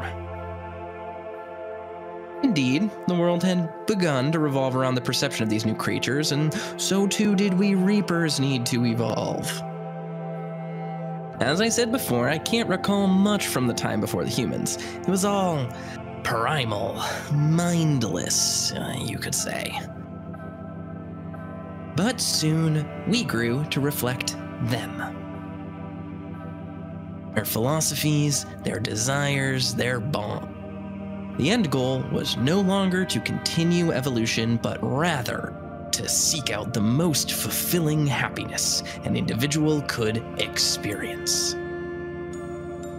And perhaps as I grew to reap more humans, heard their stories, their sorrows, their joys, I believe I grew to create my own philosophy as well.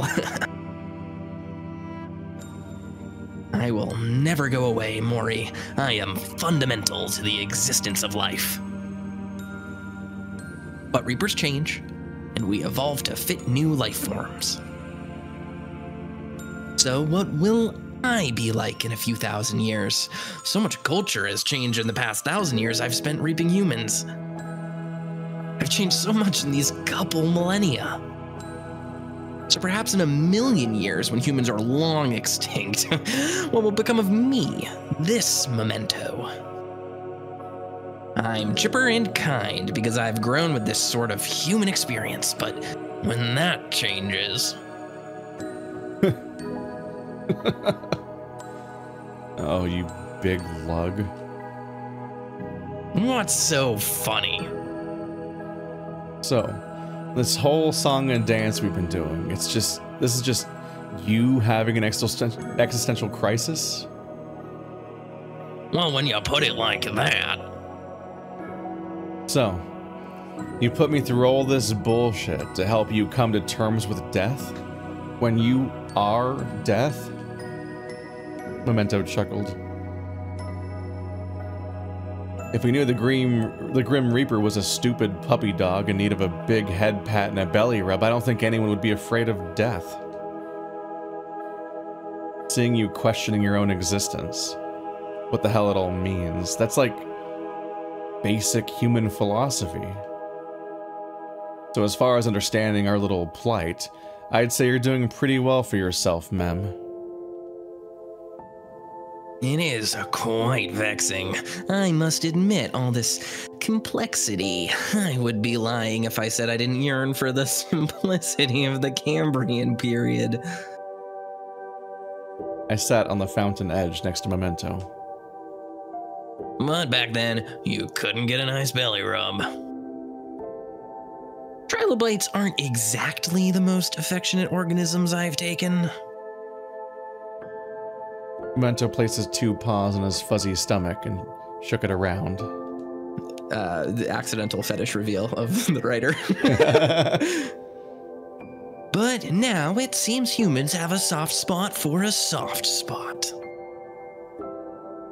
So I've decided to make this belly rounder so there's more surface area. It's worked quite well for me, I must say.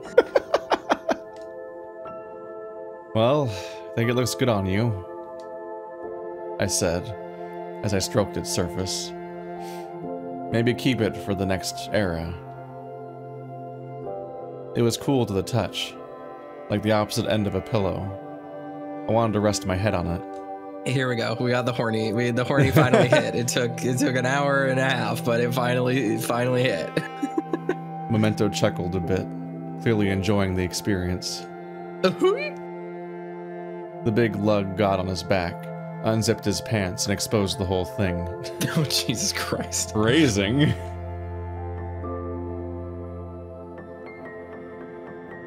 Goofy ass pants. You're honestly quite adorable.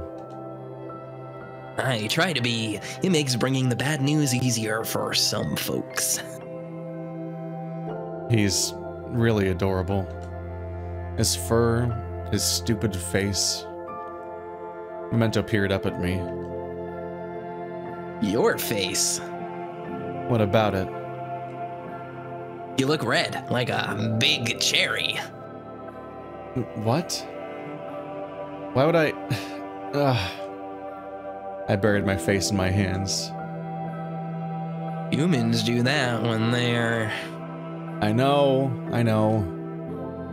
How peculiar. I must say, you humans and your proclivities never cease to surprise me. Did you ever reap Freud? He did mention something called the death drive. I was going to, but a woman in Algeria broke her neck while trying to clean a window, so another Reaper had to go about it. From what the other Reaper told me, it seems he was quite fortunate with I was quite fortunate with only having ever dealt with Hegel. Memento rubbed the scruff of his thick neck. Yeah. Memento had a distant look in his eyes as he turned away from me. There's no, like, fill-in speed for the text. It just appears instantly, so whenever my controller reads a double input, it skips ahead. I guess today took a lot out of this death deity. Me as well. I looked up at the sky. Brilliant hues of red and orange painted behind thick wisps of clouds. The sun was falling at a steady rate, approaching the end of the day, and the end of my journey. I stroked Memento's fur, but there was a peculiar lack of reaction from him. He kept looking away from me, cheating his head the other direction.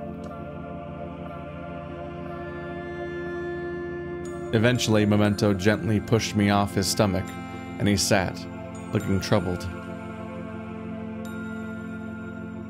Hey, are you alright?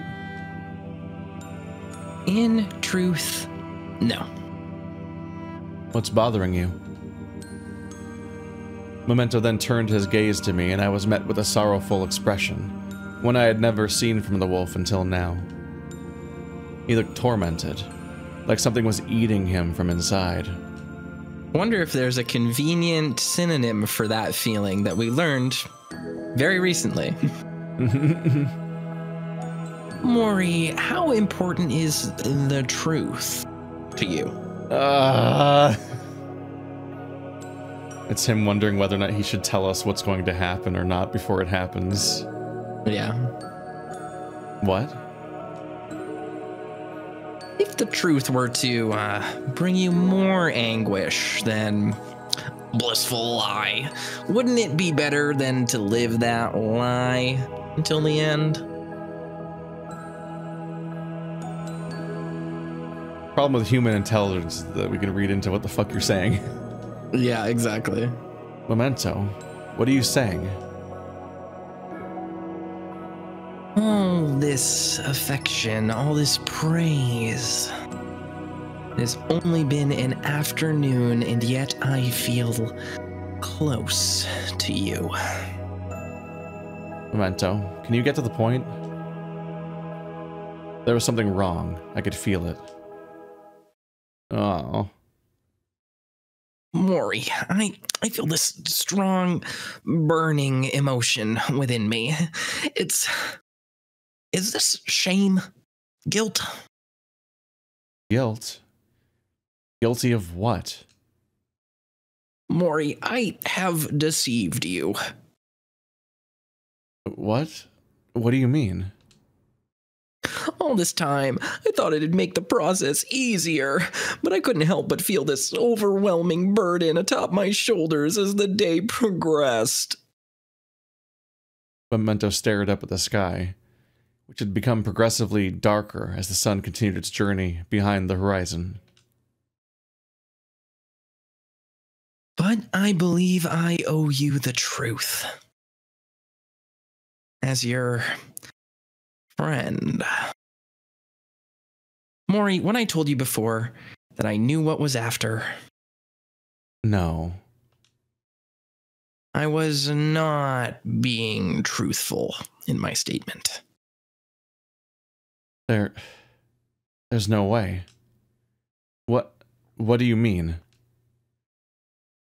Memento got up from the fountain and looked me in the eyes. A deep anguish was rolling within him as he selected his next words. Mori, there is no paradise. What? My jaw fell slack in shock. The world seemed to slow. Then, what lies beyond the final horizon? Nothing. Nothing? At all? Not even us Reapers know. There's no trace left. Not a hint.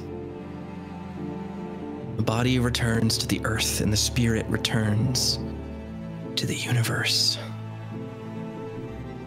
What truly happens to your consciousness?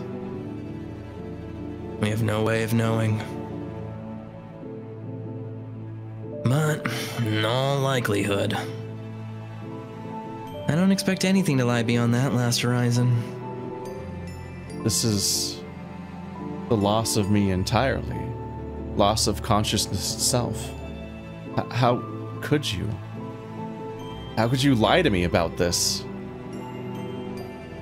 Most humans, when confronted with oblivion, it's impossible for them to truly grasp it. They begin losing themselves in the despair. Many humans indeed ponder, or are even certain, that there's nothing after death, but to receive the explicit truth from me, it breaks them. I simply wanted to... To what? To alleviate the anxiety as we explored your past. So you lied to me about eternity because it was convenient? Mori, I was promised the greatest reprieve I could imagine. An eternity of paradise after the hell I endured on Earth. I went through all this just for you to satisfy your stupid curiosity? And what did I get in the end? Nothing. That's it. Do you immortals comprehend oblivion? Is it even possible? I'd ask you the same, can you? Whenever I pictured death, I imagined eternal black, a sea of dark in which I would exist forever. But that implies consciousness. What lies beyond exceeds any human's comprehension. Nothing. Pure oblivion. This piece of shit. I knew it was too good to be true. Truly, how could a death deity understand? Why would it care? To this thing, I'm a fleeting little gnat. No, even less than that. I'm just a tiny blip. Even if this Reaper feels guilty, 1,000 years from now, it won't have mattered. Memento will continue to exist until the end of time, perhaps until the very last life form takes its terminal breath and the universe collapses in on itself. But me? This is all I have. This is all that I am. No. No, no. I shoved Memento aside. You can't do this to me. I'm well and truly sorry, Mori, but there's nothing you can do. Fuck you. It's very evocative. I ran. Without a body or energy to waste, I could run as fast as I wanted and never slow down. The world was a blur, a blitz of color and light. No. No, he can't. He can't do this to me. I can't... It can't end this way. The life I lived, I left nothing behind but regret and suffering. I don't deserve any of this. Just please, let me exist.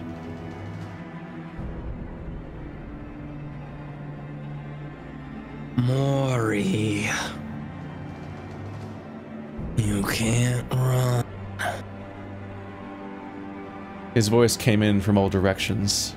I couldn't tell where from. All I could do was keep running. Get away from me.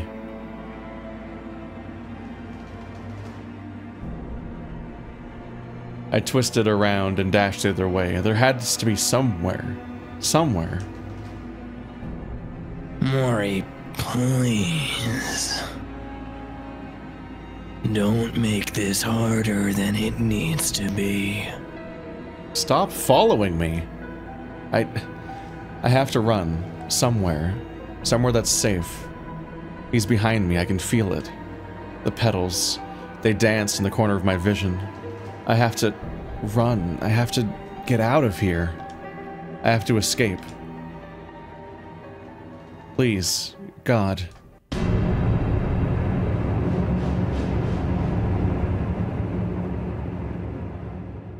Stop. This at once. I told you there was no outrunning me. This goes no further. Do you understand? Why? Why does it have to be like this? It's just how it is. It's time.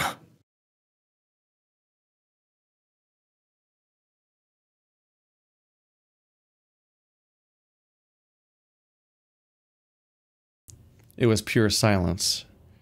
Not a hushed murmur, but rather total, engulfing, absolute silence. The water was so still it looked solid. There was no wind to brush the flowers that dotted the landscape. No sound of birds chirping or insects buzzing. Memento offered his paw, and I took it. We walked closer to the wall. It was soft, yet I felt as though no force on earth could sever its grasp. The boards were silent as we stood across. Not even the faintest thumping of wood. Silence. It was pure silence. Memento turned to me and sighed. Well, my friend, this is it. I approached the wall, brushed my hand against the petals. They danced around the tips of my fingers, but I couldn't feel them. I retraced my hand, and the petals receded in a splash of red.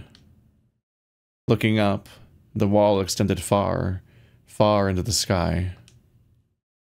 At both sides they stretched beyond the horizon, towards infinity. You may have a seat here.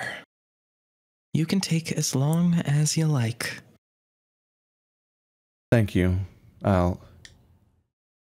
Yeah. I took a seat on the bench nearby and simply watched the petals ripple across the wall. I've had those who spent hours just staring. Time doesn't move here. It's quite beautiful, is it not? Memento. Tell me. Yes. When the last organism dies, what becomes of you? Eventually, all life in the universe will be extinguished at some point. Yes? When the universe collapses in on itself, heat death, I believe it's called. I have never given that much thought. That's gotta be a lie. How? I suppose. I mean, he has dog brain, dude. I know, but it's literally like this whole journey's been about him being introspective and regretful about this whole concept. Yeah. I suppose then we Reapers may disappear as well. And what of before? Where were you before life first sprung from carbon? Memento approached the flowers and gently produced a long, gorgeous lily from it. Its petals radiate in the deepest, most brilliant red. Its stem lithe like a silk scarf, encircling his finger. Memento placed the flower in my lap. Where were you before you were born, Mori? Do you recall that? He said, staring back at me with a distant expression. You've shown me a lot, Mori. More than I ever could have hoped for. I know none of this is easy, but let me impart some perspective that may comfort you. Perhaps it may help you accept what's to come. Memento sat right beside me and tenderly placed a paw on my shoulder. You went through eternity once. That's another one to you. Well, life is just an impossibly thin line between two forevers. But relative to that thin line, the experience varies wildly. Some get to be wealthy beyond their wildest dreams, to control and shape the world and be writ into the annals of time, remembered and celebrated for generations. Others, well, die in their 30s, miserable, alone, and forgotten. We all end up in the same place, and we all come from the same place, but that thin line will always be unequal. Some just get to be happier, and that's it. So, why couldn't I have been happy? It's so unfair. Memento stood silently and stared into the wall. Perhaps it is. Perhaps that inequality is just a fundamental truth of the universe. Just as I am. I stood up and faced the wall. I think I'm ready. Are you sure? There's still time to... Memento, please. Memento bit his lip in a bitter expression before stepping aside, allowing me to approach. Time felt as though it had slowed to a crawl. 1 step, 2 step, 3. My nose was now grazing the petals of the wall.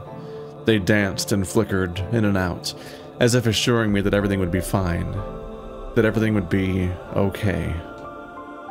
No smell, no sensation, nothing. I took one last breath and... Wait. I felt a paw seize my hand firmly. Wait just one moment. Memento? I felt a pair of cool, fuzzy arms wrap around me. I'm sorry, Mori. Was he sobbing? I'm so sorry for everything. That you had to live like that. That you had to die like that. This is so... Oh, it's so unfair. Why? Why did you have to suffer? And this is all you get in the end? This is all that awaits you and everyone else in this world? I've spent so long detached from you humans. Your lives a foreign concept. But now, what is this feeling inside of me? It hurts. Yeah, it hurts so much.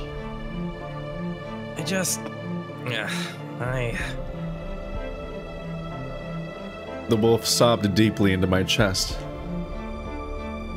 Memento. He bawled, howls piercing the silence. Why does it have to hurt?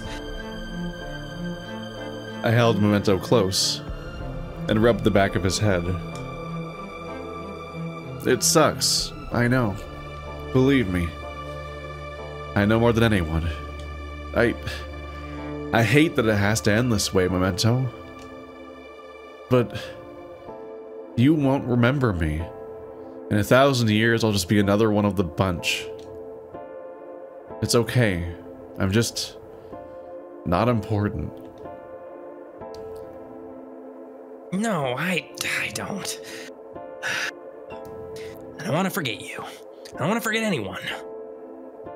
The people I've led here, their smiles, their sorrows, I understand. I understand now the injustice of it all.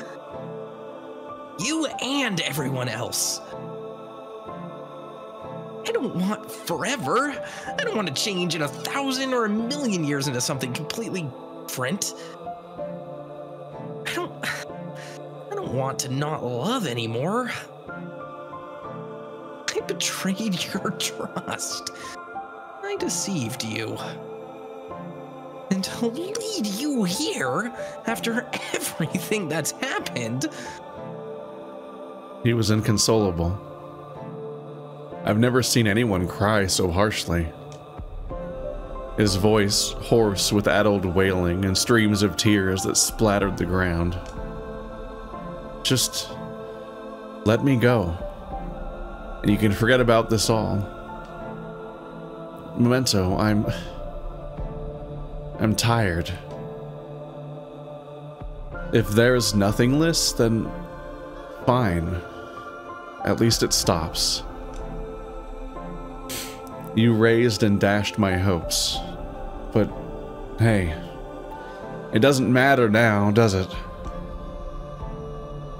Memento started to calm down and look towards me. I know. I know that I must. He wipes his tears off with his tail and took a deep breath inwards. Mori. If it means anything. Memento drew closer to me. May I ask you one more thing? Just one more thing.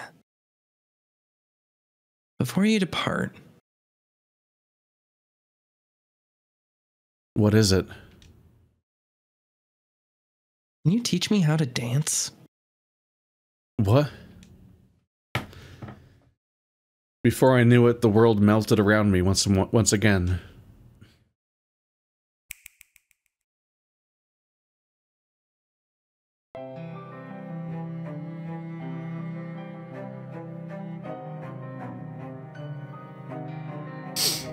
This is...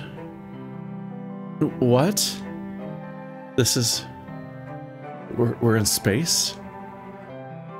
To my right, galaxies light years away. To my left, planets and moons colored purple, blue, green, and silver danced around brilliant nebulas.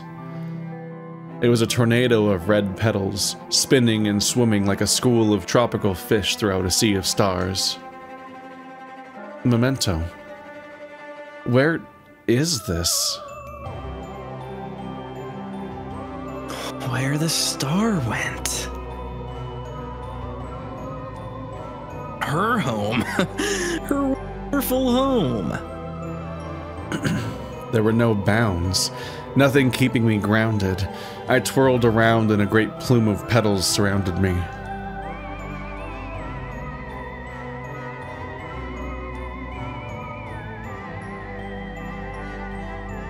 Memento floated up towards me, flowers now erupting from his tail. He slid a paw on my shoulder, another in hand. Like this? I looked into his eyes, radiating with wonder. One last chance. One final moment.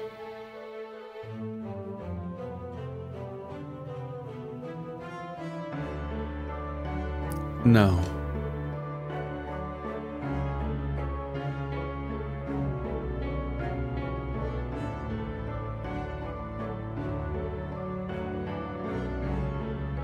Like this.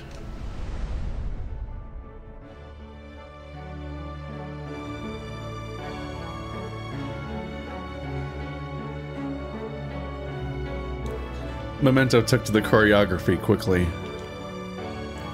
Our stage, a galaxy. Our audience, the stars. The memories of the waltz returned to me immediately, as though I had just practiced them yesterday. But this time, I felt confident, more fluid, more alive than any of my previous performances. Memento and I danced across the cosmos, our gazes locked into each other's. This feeling, my heart, my chest, chills, fluttering, it's all so much. Is this what you humans call romance? Is this love? I simply stared at the wolf and smiled. He was certainly no Fred Astaire. His movements were sloppy, and he couldn't stop jittering. At one point, Memento tripped over my feet, and we tumbled together into a pool of glimmering stars. The stars were warm, and Memento's body was like a heavy blanket weighing down on me. Despite the slip-up, neither of us could shake the smiles that were plastered on our faces. We laughed together before Memento picked me up again, and we continued the dance. Why can't we just fade into the stars and just dance for all eternity?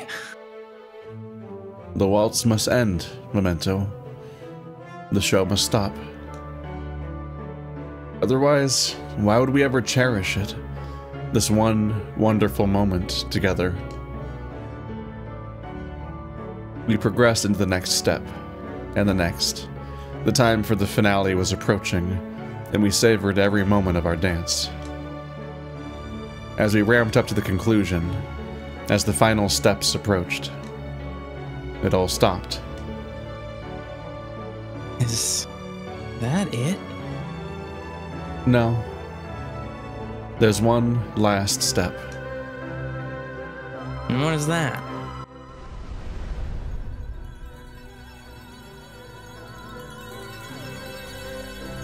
He went for it.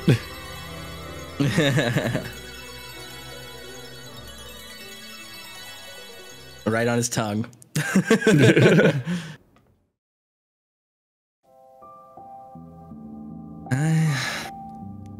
I can hold your hand if you want. It won't make you disappear too, will it?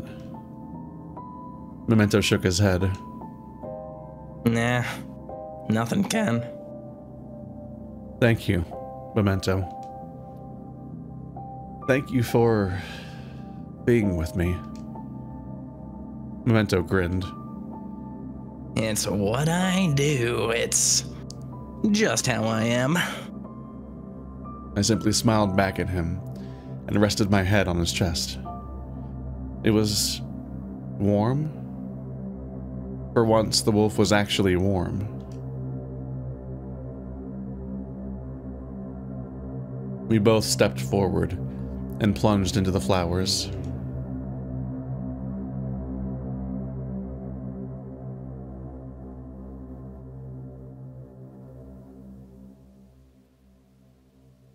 The end. We did it. Ew. That was pretty good. I liked that. This was a fun little short story. I definitely think it does not overstay its welcome. It knows exactly what it wants to say and how to say it, and it just progresses towards it. Then it says its thing, and it knows when to cut. So my voice has been wavering, and I've been having to like steel myself before each line for like the last half an hour because I've just been crying. Yeah. Like, you could definitely hear it. Fuck. This sort of story doesn't really get me that emotional, but I resonate with it. Like, I really enjoy it, and I think that it's very poignant and touching, and it's interesting. It's interesting to see yet another, furry visual novel grapple with a lot of these existential themes, but this one I think really is just holistically well written, in the sense that it starts, it knows what it wants to say from the start, and every single aspect of the story is there to communicate its specific point, and that's it. And it doesn't linger. It doesn't spend any extra time. In fact, doing that would be a detriment to the very point the story was making. It's laser sharp, and I dug that. I thought that was great, and it helps that the design is so good. How do you make it? Imagine having to write all this in one game jam. Yeah, no, for real. I mean, it's clear that this is something that the writers maybe have been toying around with writing for a very long time. But it helps that this is by furry visual novel standards, a short story, Yeah.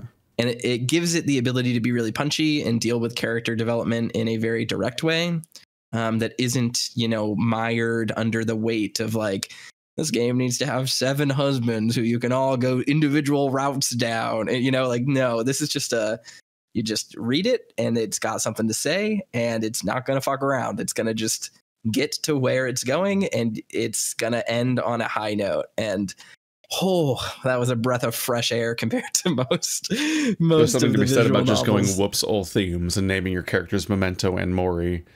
Literally. So we have this introduction where we think this guy might be this kind of indifferent death spirit that's just kind of toying with us. I mentioned Cheshire Cat and stuff like that, but it becomes clear by the end that the reason why he's called Memento is specifically because every single one of these people is affecting him and changing him, and he's racked with these feelings about what he's going through.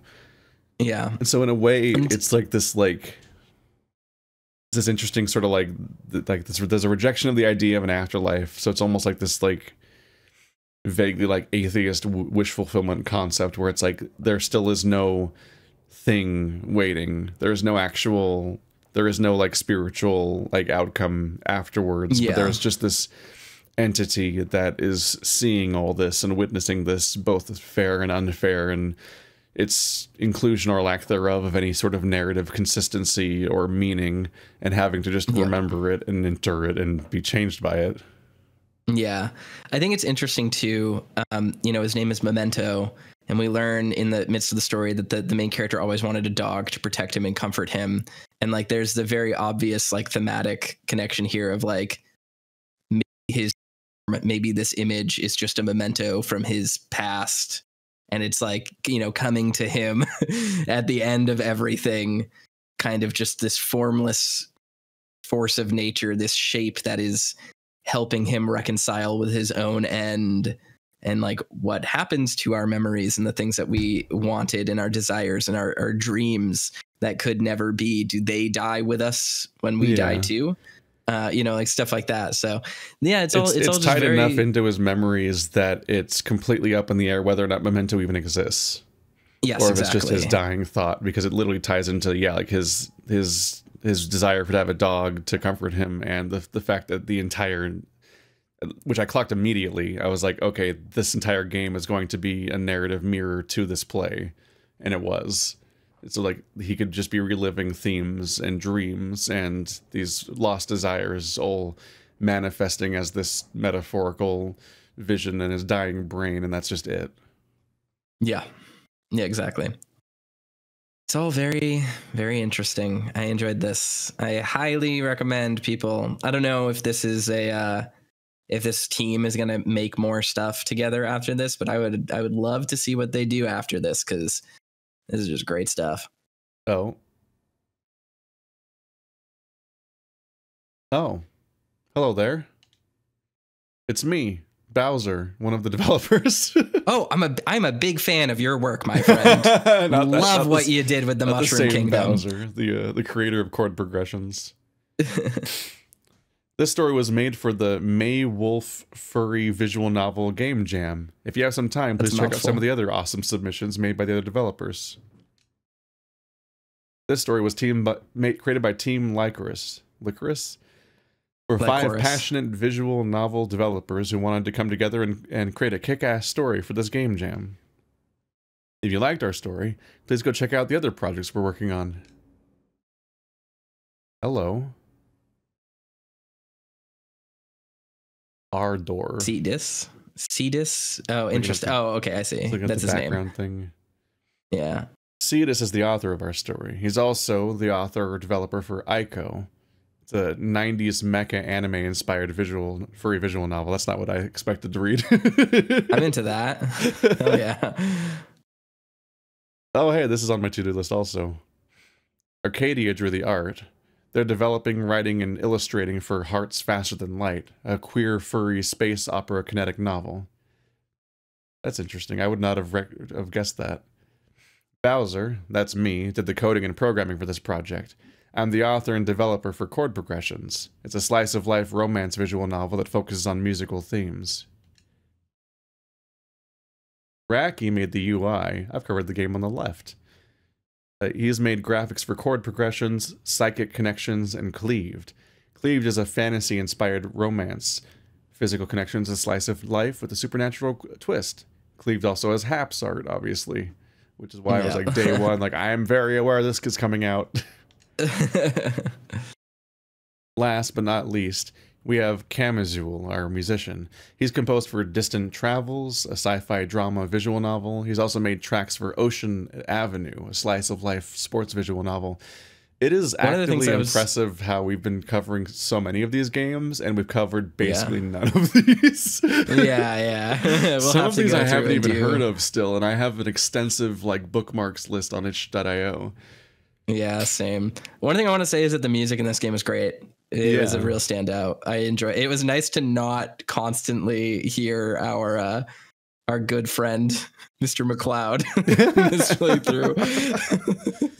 Just constantly hear his music. No, it's great. The music was excellent. Really great stuff.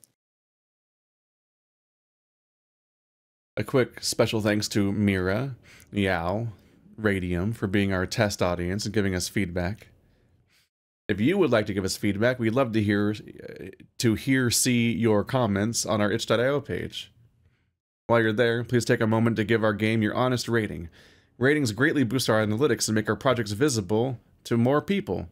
Hear that, everybody? Go to the comment section of the link in the description and put your thoughts there. Yeah, if you don't know what to say Toaster told me to say this is the best furry visual novel we've covered so far. I don't know I don't know if there's spam detectors that might be bad. No, say that specifically and make sure it's also in all caps. And oh, don't forget to mention that you make $3,500 a week from home from your desk with no boss. That will also help you get past the spam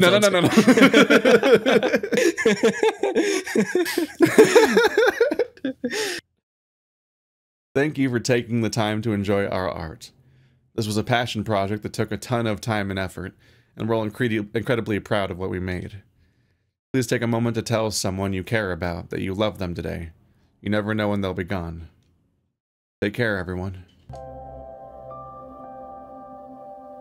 Well, you know when we'll be gone, which is right now, because this is the end of the video. See you next time. It's always such a big move to end the game on the title screen's visual. Like you were waiting. That's been burned in my brain in the back of my head of just like a move ever since like what is it? A formative memory for me is Final Fantasy X, showing you that campfire with a bunch of swords on a weird hillside, and the piano plays. And then like 40 hours into the game, that scene happens. You're like, wait. And it's like one of the most impactful parts of the game. You're like, fuck. That is a good trick to use. And if you ever see me make a visual novel, you should be really worried about the title screen. Anyway, I need to go lay down now. Bye. Bye.